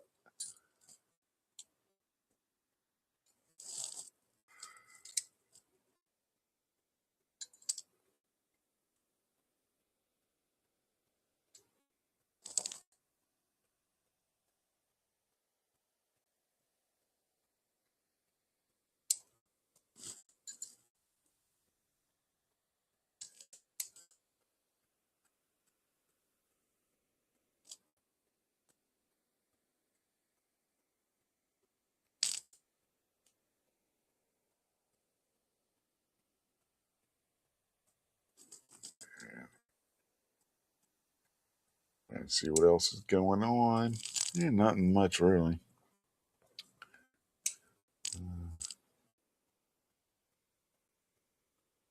Iran prepares to unleash Hezbollah if regime faces existential threat.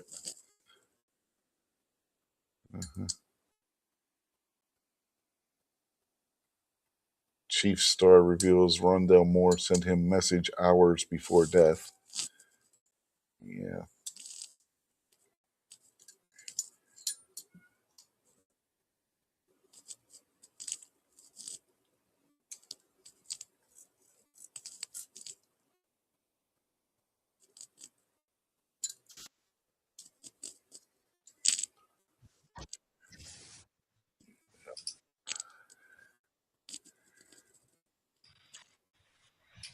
Hello?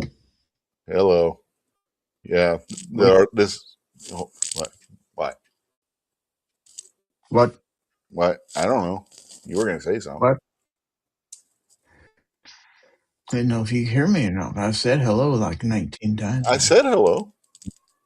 Or maybe 4 or 5 times. I did say hello. You said hello, and I said hello. Yeah, but I said hello before that. You didn't say nothing. Because I guess I didn't hear you then. Likely story. Yeah. But yeah, this article from Fox is saying that he was found with a self-inflicted gunshot wound in his garage. So, yep. My first inclination was right. He did off himself.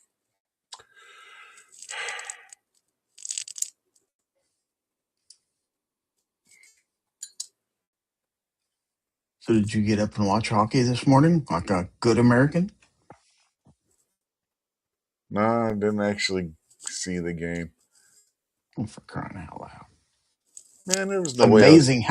amazing how many people got up early and watched that. So many of my friends, I was surprised. I thought I'd be the only one.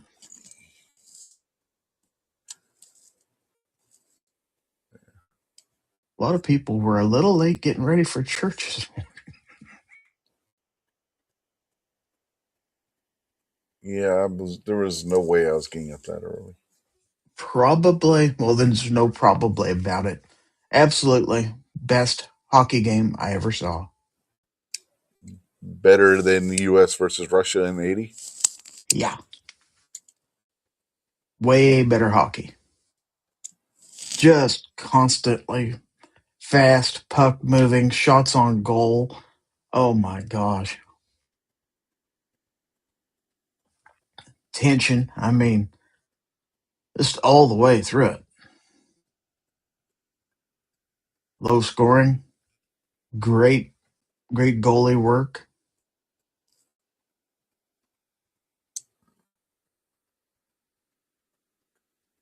And it ended exactly the way it was supposed to.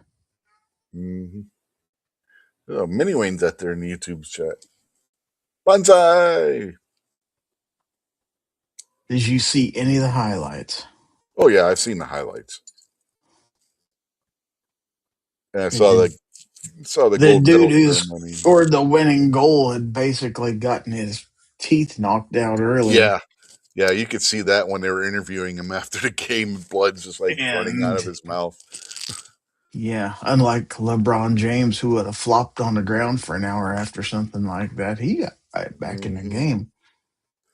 Scored the winning goal In overtime. in overtime.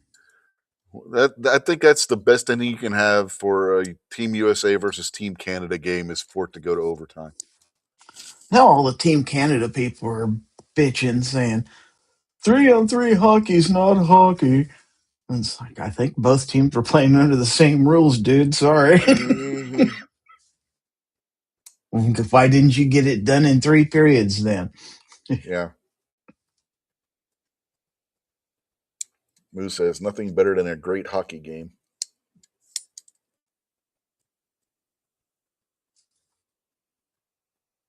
Back and forth. But just great play. It was really something.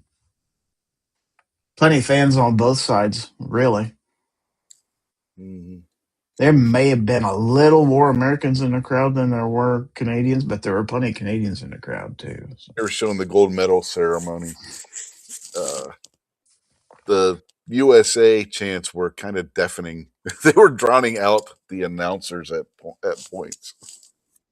It's amazing how many Americans made that trip over there. Mm-hmm. And to think, before the Olympics, they were concerned whether or not they were going to get that arena built in time. Turned out everything worked out just fine. Mm-hmm. Now, it would have been interesting to see what would have happened if Team Russia would have been able to be there. Because remember, the Russian team was not allowed to compete at the Olympics this year. Yeah, but they haven't really been. They haven't been the hockey power they used to be. No, but the three main hockey powers still, when it came to the Olympics, the past few Olympics have been Canada, U.S., and Russia.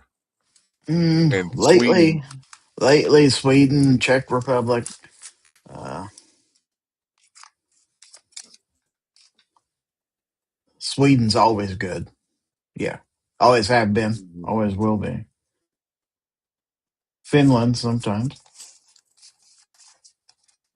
but this Czechoslovakia. rivalry between Canada and the United States, that is so much fun. A lot of that's because these guys play against each other in the NHL too. Also, there's some of them were teammates. Mm-hmm. Oh You yeah. had teammate against teammate basically, and they were out there playing for blood Mm-hmm. and for nothing basically other than for for honor for country. Mm-hmm. And that's what made it great. There were no sponsors logos on the ice, no commercials during the periods. It was just constant action. And the announcing for NBC was top rate. I got to tell you. Mm-hmm. Gerald Muir's out there. He says USA. Post with the picture of the U.S. flag. Not only U.S. men, U.S. women too. We Yeah. both took care of business against Canada. Yeah. First time. Yeah. First time ever both the men's and women's team won gold. And beat Canada in overtime Yeah. both times. And I don't know if you were out there when I was saying it. This also happens to be the 46th anniversary of the Miracle on Ice call today. Yep. Oh yeah, they were talking about that during the broadcast. That's what they led was highlights of the 1980 game. But then you had Eruzione basically saying, you know, today is not a miracle. These guys are good enough to win. And they have been good enough to win. So if they win, it's not a miracle. Don't call it a miracle. No. The level of talent worldwide in hockey between U.S., Canada, and Europe is crazy good. Oh, just watching the Olympic hockey, especially the women, and I had not watched a lot of women's hockey. Oh yeah, women's Olympic They hockey play is good. some damn fun hockey to watch. Mm-hmm. I told you that before. I was amazed. It's not quite as physical as the men's No, game, but no, you don't get the hitting, but the finesse and the passing and everything is just oh yeah. insanely good.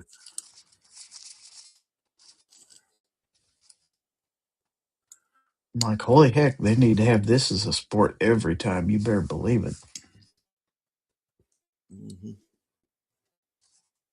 And now we got to wait 4 more years. Of course, the summer games will be in 2 years in Los Angeles. Yeah, flag football makes its debut in the Olympics.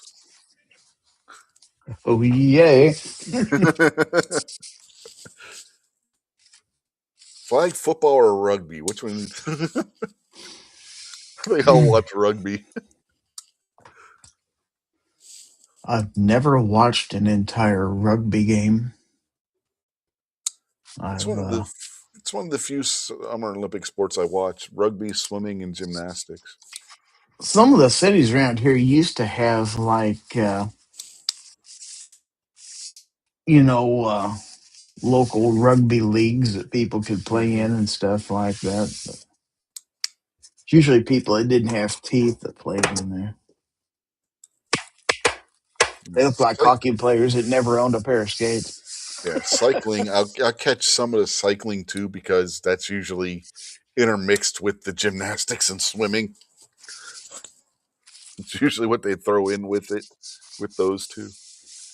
Because you have gymnastics and swimming usually the first week, and then track and field takes over for the second week. I used to be just the Summertime. opposite, but anymore I just about more want to watch the winter games than I would the summer games.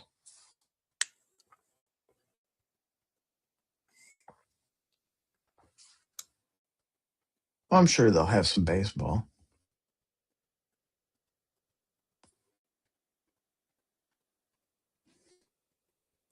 M. Gabriel's asking what was the NBC Olympic commentator announcer's name that used to be on every 4 years, totally anti 2A. You talking about Bob No, Costas? it's NBC.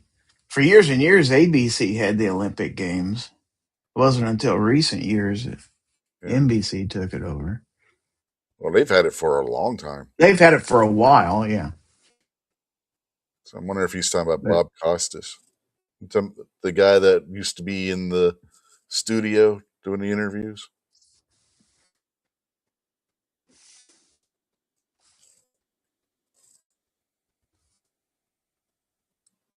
that or what's his name? That's the only one I can Gumble. think of. Gumble. No, he Yeah, was in. Yeah, he was NBC. yeah, Right, yeah, Gumble. yeah. Brian Gumble. Yeah. His brother Greg used to be with NBC too until they lost the NFL. Then he went to CBS. Yeah, he started ESPN first, though. I think I remember. Yeah. Packrat said at But least Bryant Gumble used to do the NFL Today. You know, the in-game updates and stuff like yeah, that. For highlights, and let's go to Bryant Gumble. the Today Show. Yeah. Yeah, and Packrat said at least hockey players have not turned into a bunch of wimps. No, they may wear helmets, but no face shields. Mhm. Well, eye shields, but no face shield. It's probably Yeah, coming next. yeah. M. Gabriel said, "Yeah, Bob Costas, what a jerk." That's what I thought he was talking about. Yeah, Bob Costas is a dick. Pure and simple English. He's the one that Vince Did, McMahon was about to kick the shit out of the one time. did you see the American gal that won the gold in figure skating? Yeah, the Chinese immigrant. Yes. Yes, her dad was at Tiananmen Square and everything. Yep. Mm-hmm.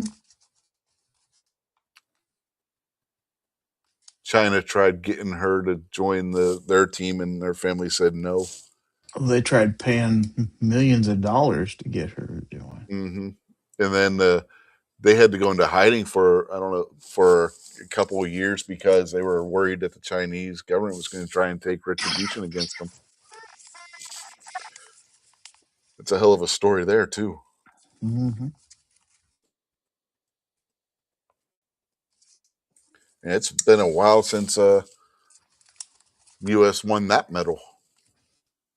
Yeah. Like what was it, 98 Olympics? I think they said. Trying to remember who the last one was. Tara Lipinski. Oh.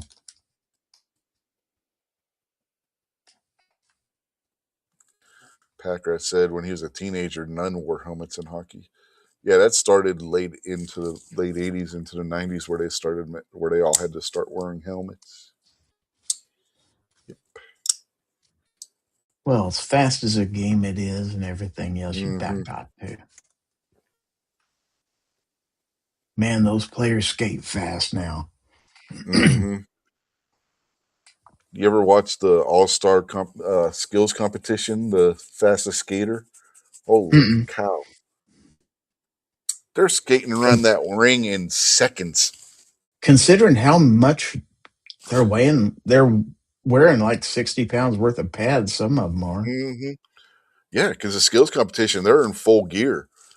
And these guys are skating around doing like 2 laps of the rink in like 2-3 seconds. It's like, holy cow. No, but when I was playing hockey, junior hockey, none of us thought we were ever going to skate around the rink that fast. They got people doing that on the regular. That one show that I watch every year about genealogy and stuff like that. It's kind of like adoptees trying to find their parents and stuff like that. And they have teams, so there's usually 4 teams that are competing in it, and they have in between their drive to the destination and getting to meet their relatives, they have kind of what they call a skills competition or a little thing they have to solve. And one day it was these 4 teams had to go into the middle of this hockey arena and put on a complete set of pads and then pick up a hockey stick and try to shoot a goal from the red line. And it took them a long time to get those pads on. I did not realize how Mhm. big those were and how heavy they were. And Yeah, and goaltenders is worse because goaltender you're wearing even more. then trying to shoot a goal from the red line, even if you're not wearing skates, Mm-hmm. like that's not an easy skill to learn. That's a long ways from that red line. Mm-hmm. Yeah, it doesn't look as that long when you're watching a game, but when you're on the ice and you actually got to do it, a 6-foot goal becomes very small. It took them several opportunities to get it finally. Mm-hmm.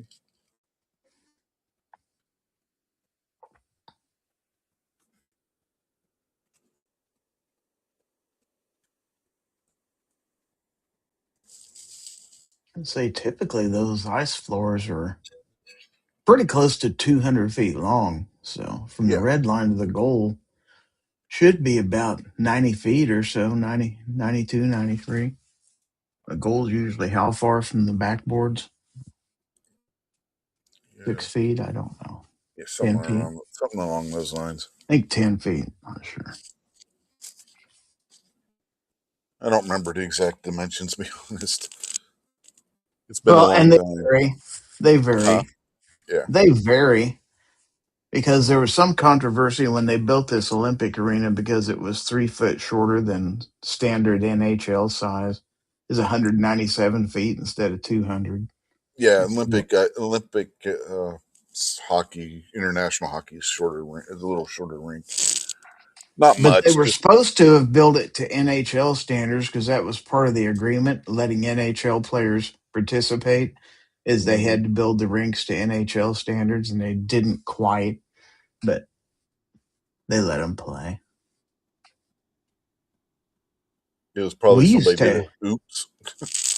we used to have we used to have minor league hockey up here in Topeka. I'd go watch every once in a while. If you've never watched it in person, it's a hell of a lot of fun to watch in person. Hmm.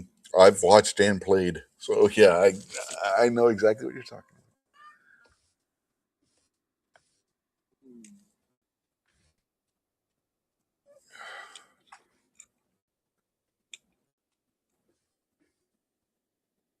I just wish you can't really watch much hockey anymore. There's not a whole lot of it on TV.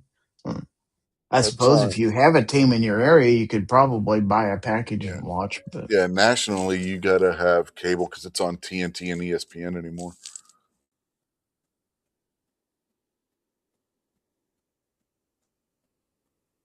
You don't get the free national games on broadcast TV anymore.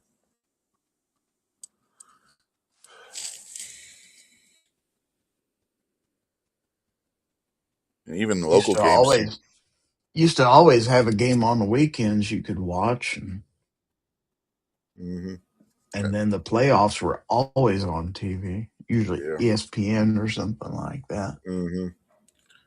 Oh heck, if you want to watch your local team, you got to have cable or too because those are mainly are on their own league cable channels now. Yeah, like baseball is now. Hmm. And Gabriel says he misses the igloo. I was watching a video earlier about the igloo, the old Civic Arena. That building was started construction in 1950s, late 50s, opened in 60, 61.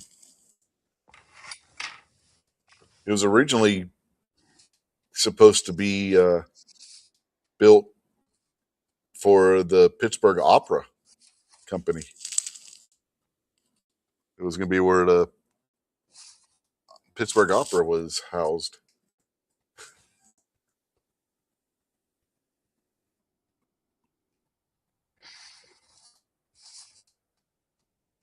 But the Pittsburgh Hornets played there before the Penguins did. Shut up! Stupid cat. Anyway. Pittsburgh Hornets were a pro team, but they weren't an NHL team. They were in one of the other federations. They didn't, once the Penguins were there, they didn't last much longer. They may have actually folded before the Penguins.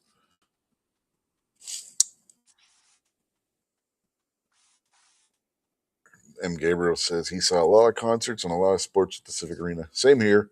And circuses, because Ringling Brothers, Barnum and Bailey would be at the Civic Arena when they were in town. Wrestling, too. In this part of the country, obviously, there's no such thing as college level hockey or even schools and stuff. There's no ice arenas for them to play in.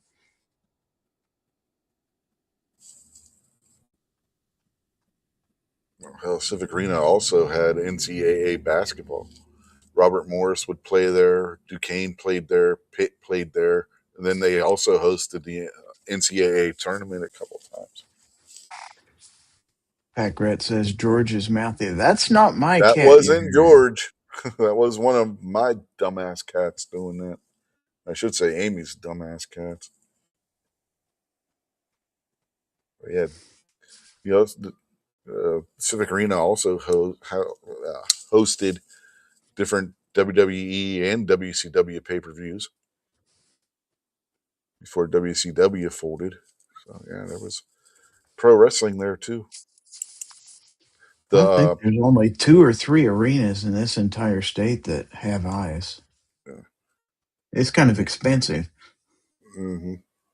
The infamous Mankind Undertaker Hell in a Cell match where Mankind first gets thrown off the top of the cage to the floor, goes through the announcer's desk, and then goes through the top of the cage. That happened in the Civic Arena. Fun fact, in arenas that share between an NHL team and an NBA team, the basketball floor is placed on top of the ice. Mm-hmm. They do not melt that ice during the hockey season. It stays frozen. They can't because it'd be too much of a pain in the ass to have to redo the ice. Yeah, it's a royal pain in the butt to have to redo that ice surface. It's the same thing with concerts, too. I don't know if you've ever been on the floor in one of those arenas. Your feet get cold. You feel the ice coming up through the... They generally have pads that go over the top of the ice, and then plywood goes over the top of that. Yeah, it's supposed to insulate, but you can still feel the cold coming up through the floor. It takes quite the crew to convert those over. Mm-hmm. And then a lot of times for basketball, because basketball court is significantly smaller than a hockey floor. So sometimes they'll add additional seating and stuff like that in there. M. Gabriel says Judas Priest deafened him at the Civic Arena. I saw Kiss play the Civic Arena 3 times. Once on Judas Priest once, but it was at an outdoor venue, so it wasn't quite so bad. Yeah, I'm trying to remember what all concerts I saw. I saw Kiss 3 times at the arena, including the reunion tour, where they were all back in makeup and Peter Criss and Ace Frehley were with the band. Saw Megadeth, where it was only one end of the arena that was used, and by end I mean where the arena curved. That was it. That was what was used. There was only 2,000 seats available for that show. It was like going to a theater and watching. They called it theater seating. Yeah, most of the time they had different setups for those arenas depending on the expected size of the crowd. I remember, saw some other shows there too. I'm just trying to remember what ones. Can't remember if I saw I know I saw Metallica in Three Rivers. I can't remember if both were. I think both those times I saw Metallica were in Three Rivers.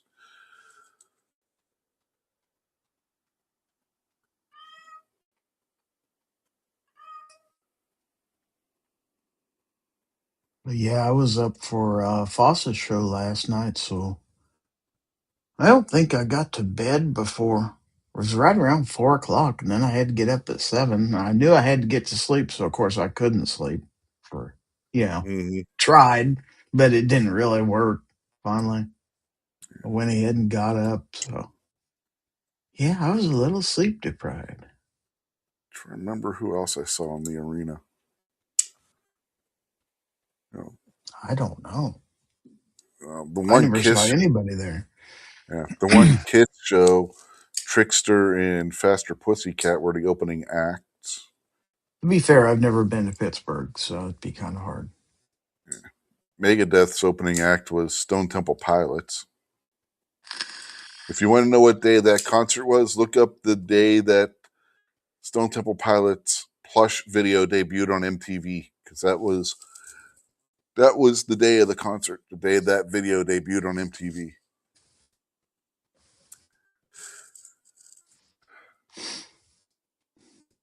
And it was in the midst of when the Penguins were really good in the early 90s. It was January of 93 when that concert was. It was the year they didn't win the Stanley Cup, but they won the President's Trophy. The only time they've won the President's Trophy. I can't find anything to tell me what day that was. Other than 1993. Yeah, it was in 1993. It was January of 93. It was also the day that 97 Rock folded and became Magic 97 again.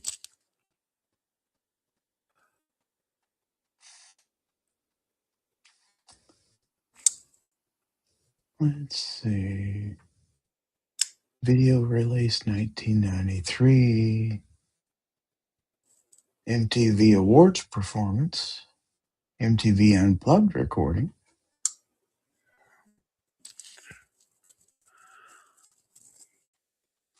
Let's look on Wikipedia, see if it tells me. It's got every. It's like January 3rd or something like that. I mean, it was right at the beginning of January. The single wasn't released until August of 1993.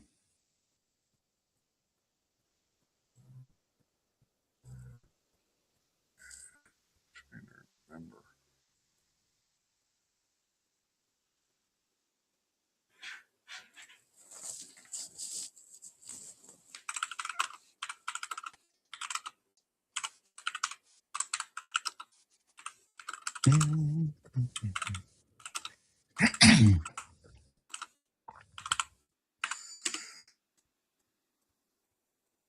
January 25th, 93 is when it was. Okay.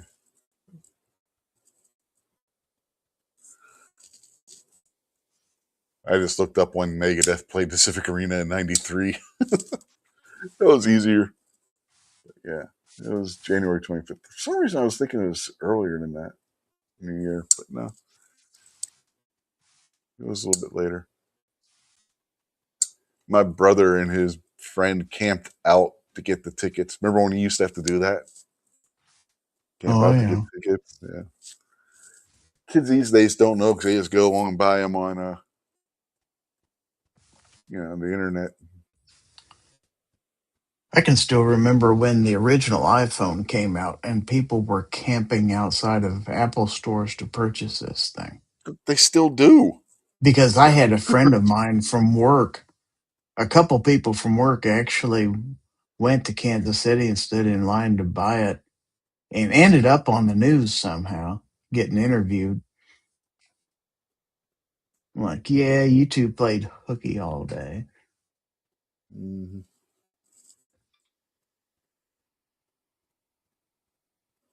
Yeah, I was at that concert. And like I said, there was only like 2,000 seats available because it was just the far end of the arena that was used, which made every seat there a good seat because you could see everything. You were just looking down on the stage. It wasn't like being in the nosebleed section and having to look across the entire arena to see the stage. You were right above the stage. You know what I mean?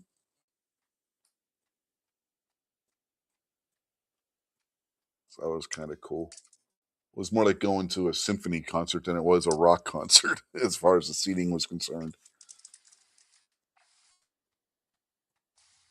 And apparently, Well, some of the best concerts I ever saw were in Topeka, what is called the Topeka Performing Arts Center, which is basically a auditorium concert venue, but very great acoustics.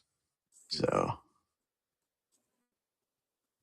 apparently the Doors recorded a live album at the Civic Arena. According to the video I watched earlier, I want to look that one up because it's supposed to be the Doors' best live performance as far as one of their released live albums. I didn't even know they'd made one at the arena, but if I want to, I'm going to see if I can find that. Check that out. I love the Doors. They're one of my favorite bands.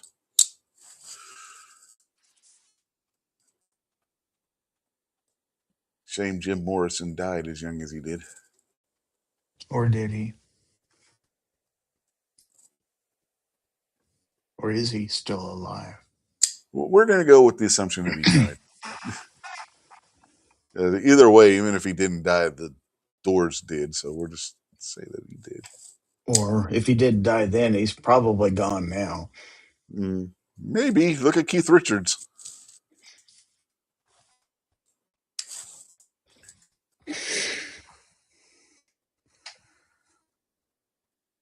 Let's see. Let's just look it up.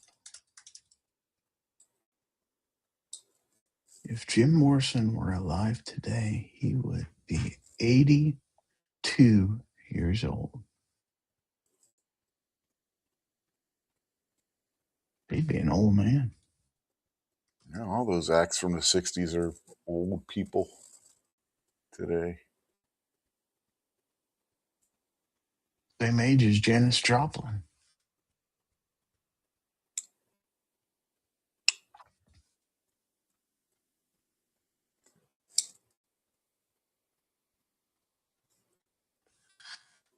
That was like 2 months before the Megadeth concert that I saw Kiss on the Revenge tour at the arena.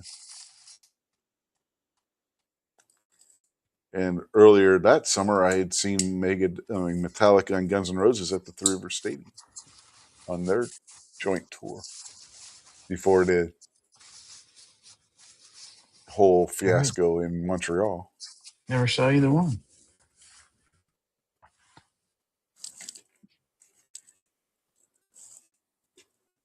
I saw a lot of concerts in 92 and 93. I saw a few, not a lot.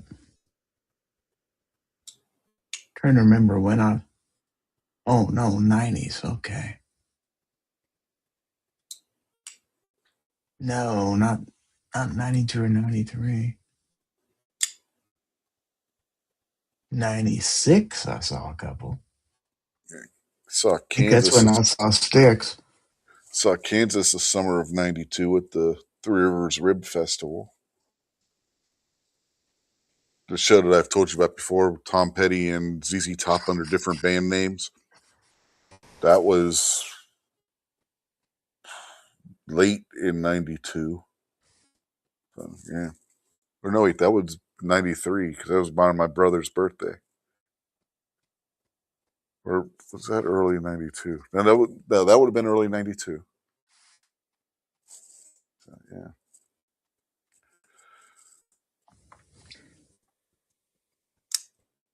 But I saw Styx before they kicked Dennis DeYoung out of the group. So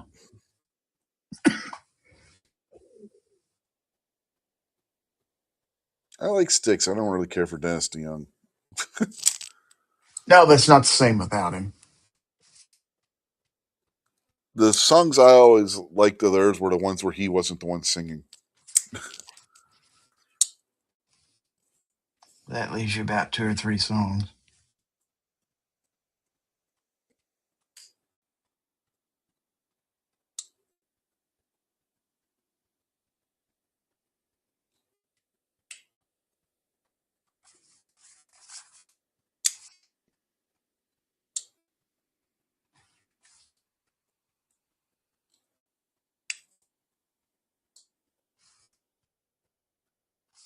Although, admittedly, one of their very best was Crystal Ball, if you ask me.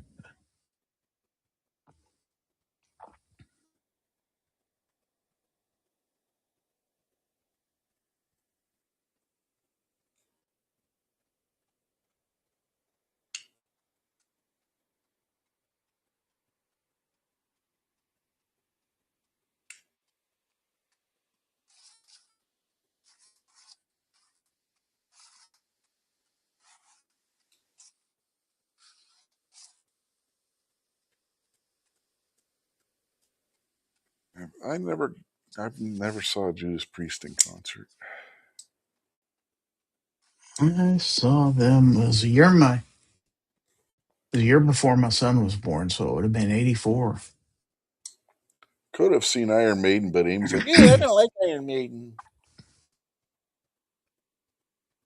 I remember because my wife was pregnant with Adam at the time, so it was the summer. Would have been in like July or August '84. Could have seen the Eagles on the Hell Freezes Over tour, but Amy's like, you can't go without me. Because I was working at Giant Eagle at the time, and the manager was like, hey, I got tickets. I can get you out of work and you can come with us. I was like, you got Out, two? He's Outdoor concert, terrace seating, but people still stood up in front of us, so you couldn't sit out there on the terrace and actually see. You still had to Mhm. stand up or yell at people, sit down.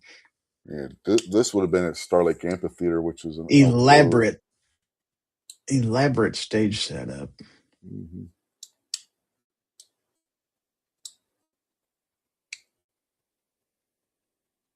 Starlight Theater. You guys have a Starlight Theater? Kansas City has a Starlight Theater. We had Starlake Amphitheater. I forget what they call it now. They changed the name of it. Well, yeah. Like where I went and saw Judas Priest was called Sandstone Amphitheater, and then it was Verizon Wireless Amphitheater, and I don't Mhm. know what the hell it is now. Yeah, the Icy Light Amphitheater in Tent, where me and my brother went and saw Tom Petty and ZZ Top. That's not even there anymore. That's a soccer field now.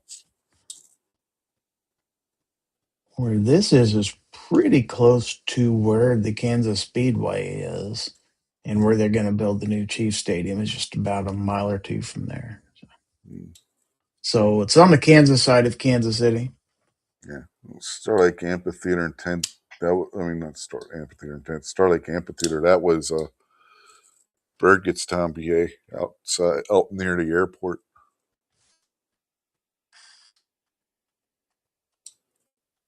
I don't know if M. Gabriel's still out there. He'll know what I'm talking about. I think everybody went to sleep.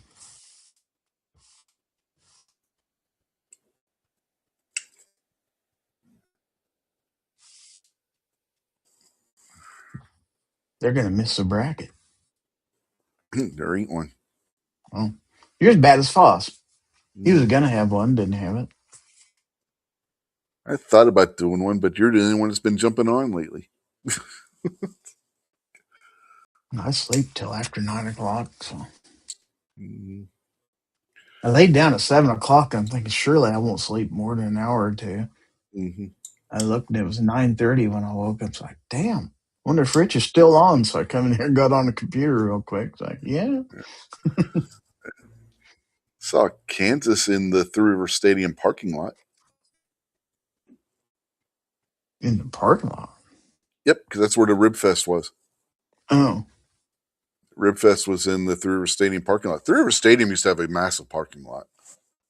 one of the best Kansas concert of, but man, I've been to 6 different ones, but they had they have every year up in, there's a Kansas City suburb called Shawnee Mission, and they have a big park there, and they had what they called the Kansas City Food Fest. And so you had different restaurants from Kansas City would get in this park, and they'd all have booths and stuff. And you paid a flat fee to come into this place, and then you could go eat at all the different booths and stuff like that Hmm. for free. It's a pretty cool deal. But there's a terraced amphitheater inside the park too. And Yeah. so after, if you waited until dark, which was around 8 o'clock at night, then the concert came on. So yeah, we'd been hanging out at the park all day, all us, a group of us from the internet all went together as a group Hmm. and met up there, and then we all watched the concert together. Hell of a show. Yeah. And then the storm moved in towards the end of the evening, and there was lightning back behind the stage, and they Hmm. still played and everything, but it was just super cool seeing the lightning and everything. That's And that's. and they handed out these rubber seat cushions to everybody, Mm, and people were flinging these things all over. yeah. The lightning thing. That's what happened at the when I went and saw Black Label Society a couple years ago. Only they were forced to stop the concert. They made them Well, stop. they finished the concert, but just barely.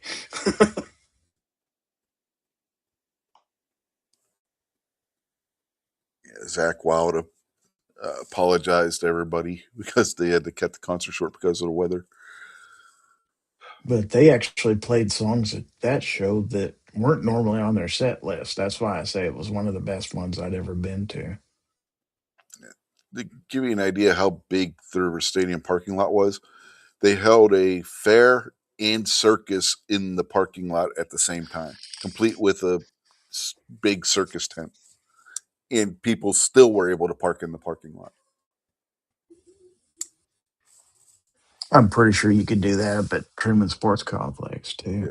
Yeah. And the parking lot went all the way around the stadium. It was completely Yeah, surrounded by the parking lot.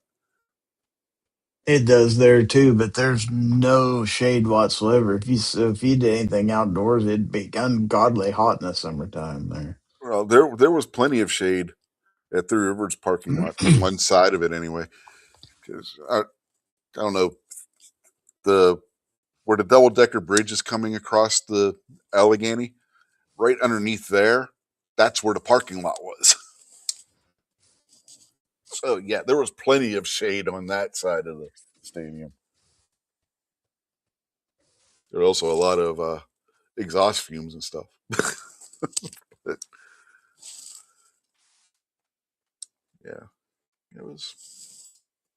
it was an interesting place to have a circus. An interesting place to have a rock concert too.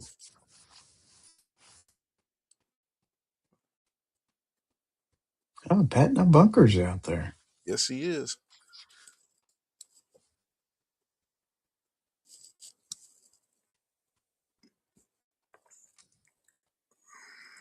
Saw Peter Frampton at Conneaut Lake. If barbecue's out there, he'll know where that was. That was up in his area. That was an amusement park.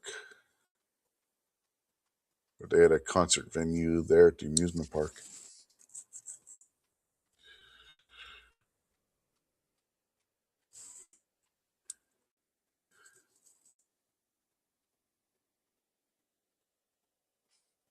Trying to remember what other concerts have I seen. Stevie Ray Vaughan. Saw Stevie Ray Vaughan at where was that? Was that wasn't at the arena? That might have been at the Icy Amphitheater because it was a small place.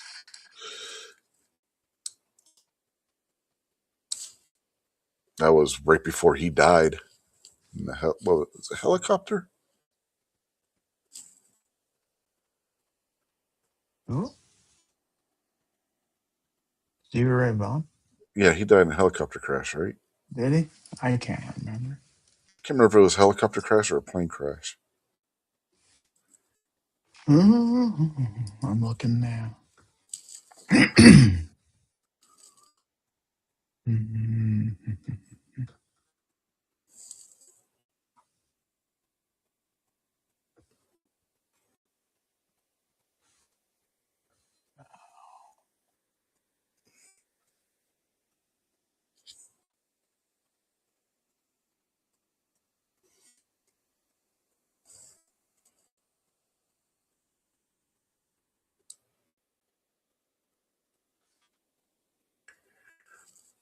My first concert was the Helicopter original crash. Helicopter. Okay. Yeah. My very first concert, I don't even remember. It was the original lineup of Leonard Skinner, but I was like 2 years old. So I have no memory of it whatsoever. But my mother has pictures of me as a 2-year-old at the concert. So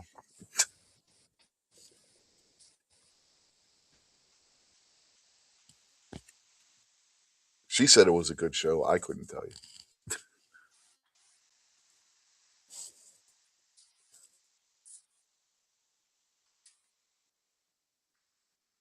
It was at some outdoor venue somewhere where you could have like a picnic section area and whatnot.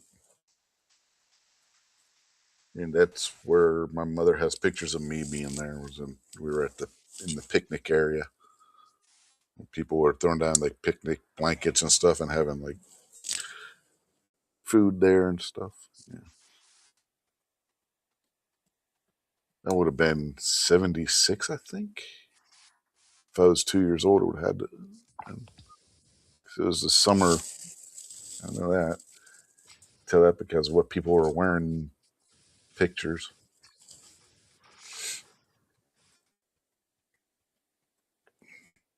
Back when halter tops and all that were the fashion. Mm-hmm.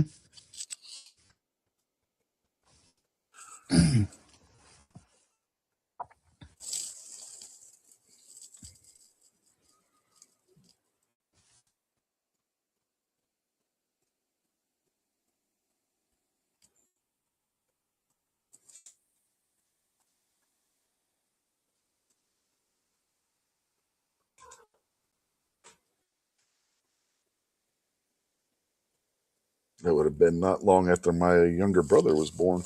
He was born in 76.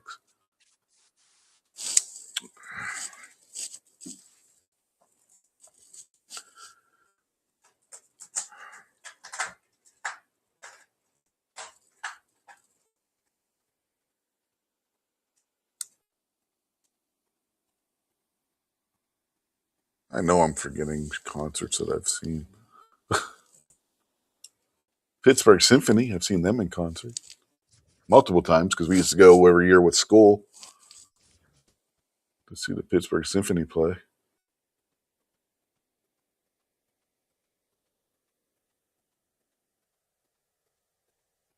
Um, Blackstone Cherry, they saw them because they played the same show. They played the same show that Black Label Society did. It was basically a small festival. It was all day thing. There was like 10 different bands played.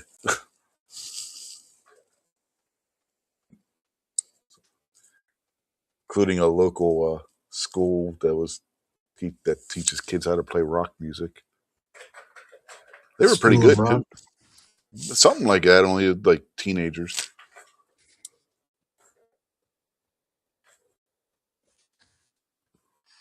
They were pretty good too. They played a bunch of cover songs. I think they played one or two original songs that one of the students wrote. They weren't bad. See, I can remember back when garage bands were actually a thing.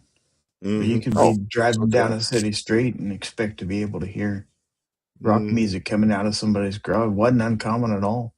no.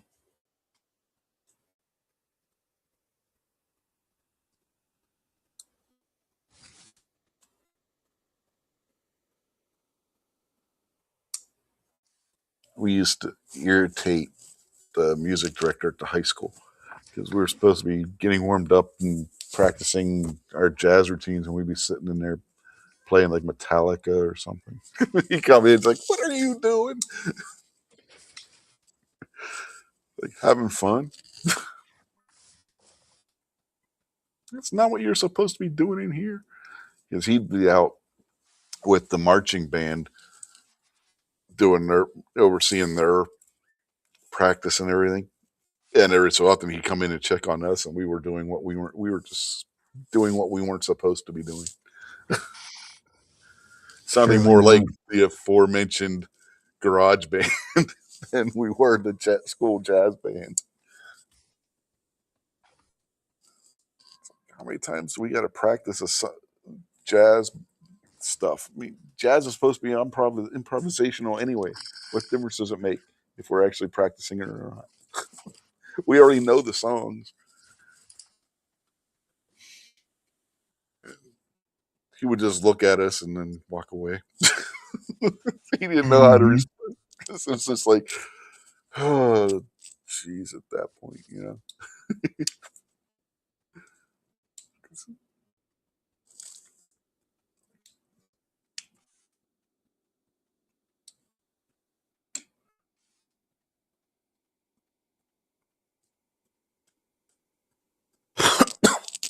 And then when I started mixing Metallica in with the jazz songs on bass, he was like, I want to hear the song that you're playing the bass line from. Like, okay. So I brought in Master of Puppets and played Orion for him. He's like, okay, I'll allow it.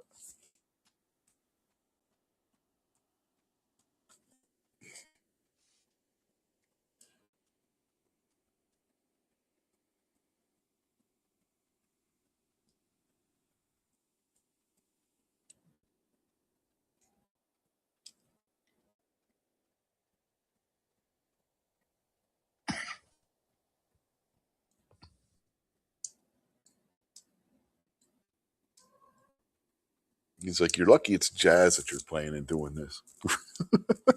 He's like, if you were playing in the orchestra, there's no way I would allow you to do that. He's like, I wouldn't expect you to. Like, jazz, you can get away with that kind of stuff.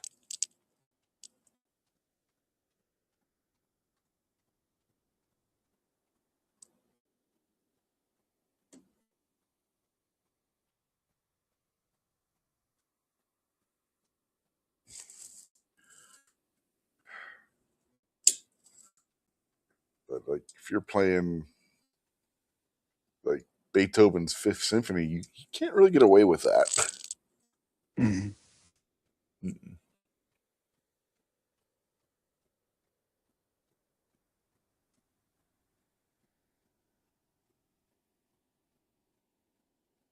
But jazz, you have freedom to play around with.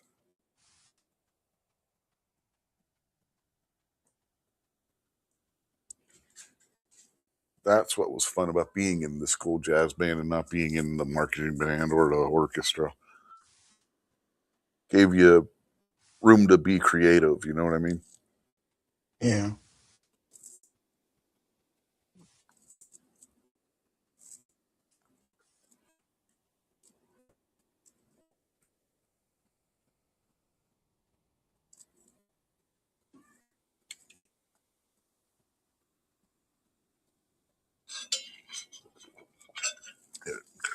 The music room was split up into 3 sections. You had the orchestra's practice room, and they were all soundproofed, so you couldn't hear what was going on in one room from the other.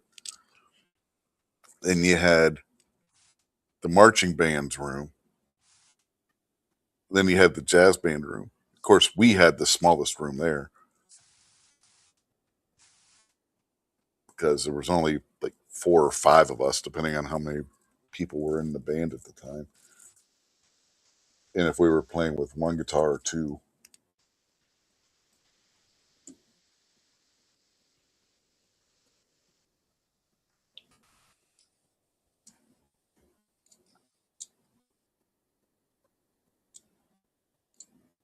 I don't know. Let me think that. No, we had 6. You had the sax and the trumpet player too. Sometimes a trombone. That's what the other instrument was.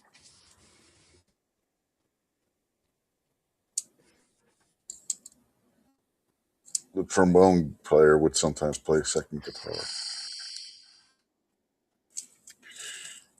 And that's when we would really have fun. Instead of playing trombone, he'd be on guitar, and then that's when we'd start playing rock stuff instead of what we were supposed to be doing. See, we used to have a garage band around here that used to play different dances and stuff. They were a bunch of high school kids, and one of them was a trombone player.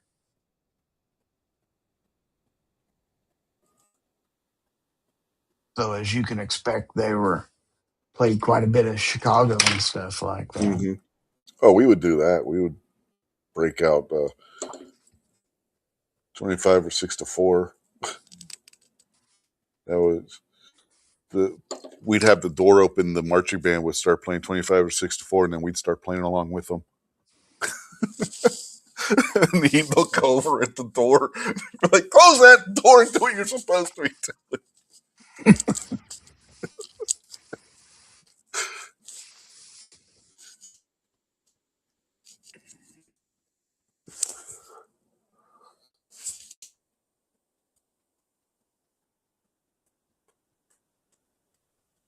Like, well, Chicago's kind of jazzy. And that was another instance where he really couldn't argue the point because they kind of were. Yeah.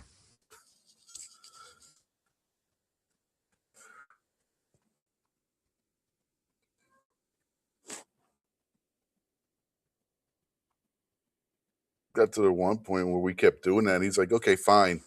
Their next concert, you're playing the song with them. We're like, okay. So yeah, we played the next concert that the marching band had. We actually got up there with them, had our instruments, and we played 25 or 6 to 4 with them. And the place went crazy. You know, so that was fun. Only happened one time though. We tried talking him into letting us do that more often, but he's like, no, once was enough. He was like, but it was a hit. It's like, come on, it was a hit. They loved it.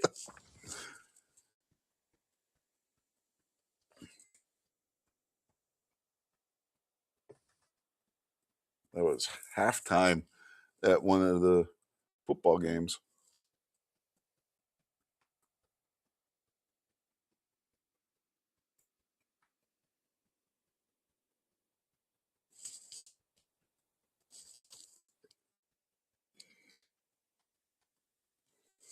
No, wait, that wasn't a football game. No, it was a basketball game. That's what it was. Because I didn't play basketball. I played football. So it couldn't have been football. No, it was a basketball game. That's what it was. We had the drum kit for the jazz band on one of those push dollies that the janitors would use to move stuff around. Mm-hmm. That the drum kit was on one of them, and then our drummer sat on his drum stool on another one of those that was parked right next to it because we had to get the stuff out of the gym quickly, and that was like the easiest way to do it.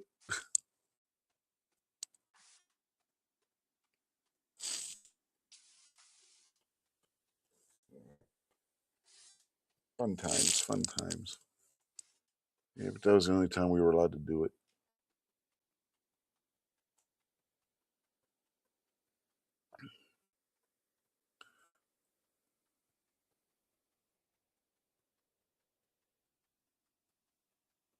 We even had somebody singing, which was a rarity. We never had anybody sing. Wasn't me. It was a girl from the school choir. Man, she could sing too. Yeah, it was a big hit. We got a standing ovation for that one.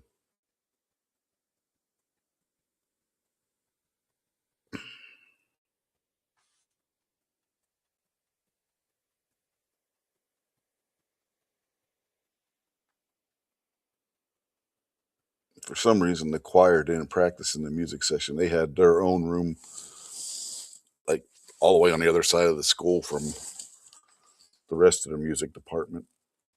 Never understood why. Guessing they use some old thing maybe, because the music department was part of the new add-on that was it was actually above the gym area, because the when I was there, the gym and the pool and everything was all in a separate building, but it wasn't separate. It was built off of the side of the school. Mm. Like the junior RTC department was the old gym. So the only thing we could come up with was that the choir room might have been the old music room, and they just repurposed that for just to be used by the choir alone. Whereas all the instrumental part players, we were in the new music department.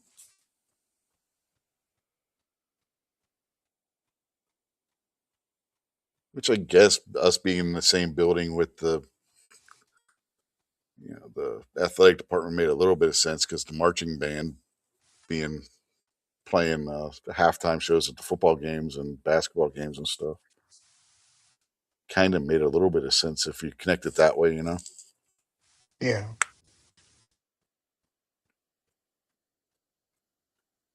Like the jazz band, we would play the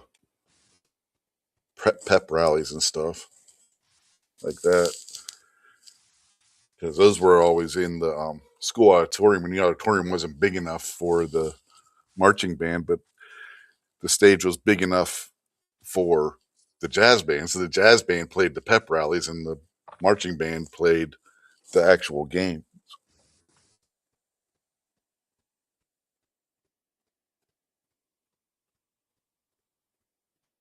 That's how that broke down.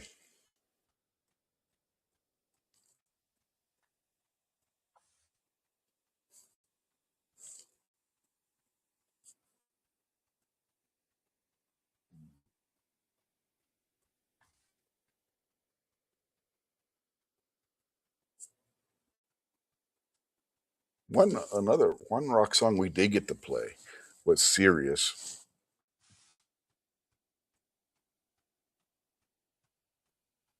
It's basically the same music that the Bulls always entered to under when Jordan was there.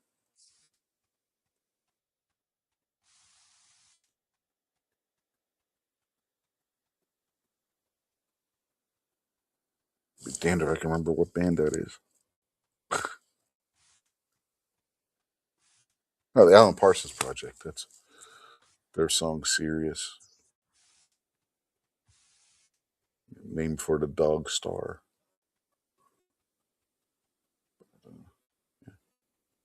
Yeah, the same music that the Bulls entered into. We played that when at the pep rallies, when the football players are being called up on stage, or the basketball players were coming up on stage.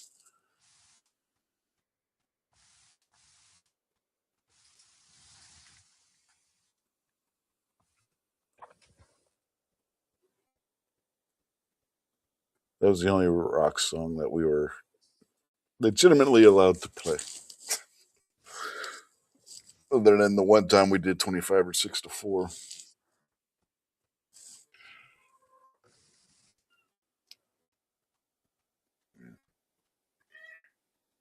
Anyway, we've been gone almost 3 hours. Man. You got anything you want to plug or anything before we get out of here? Because I'm about to pull the plug. Might have a show tomorrow night. South Territory, 9 o'clock p.m. Monday night. Be there, be square.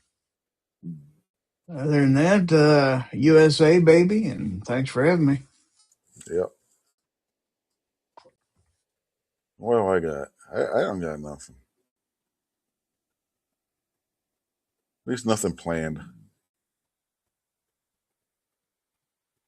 And if you haven't yet, go watch those shorts I put up from the Great American Outdoor Show.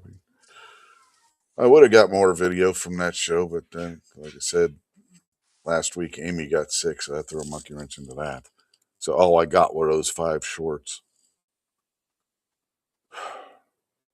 And we were supposed to be there another 2 days.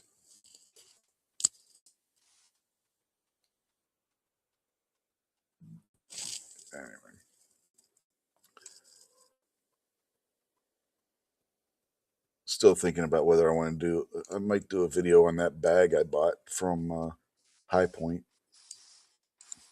It's a nice bag, backpack. Packer says, "Good night, everyone."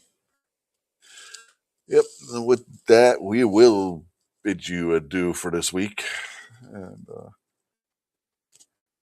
wish you all a good week. And yeah, USA, USA, USA. Come on, Gary. USA, USA, USA, USA, USA, USA, USA, USA, USA. USA, USA. Yes.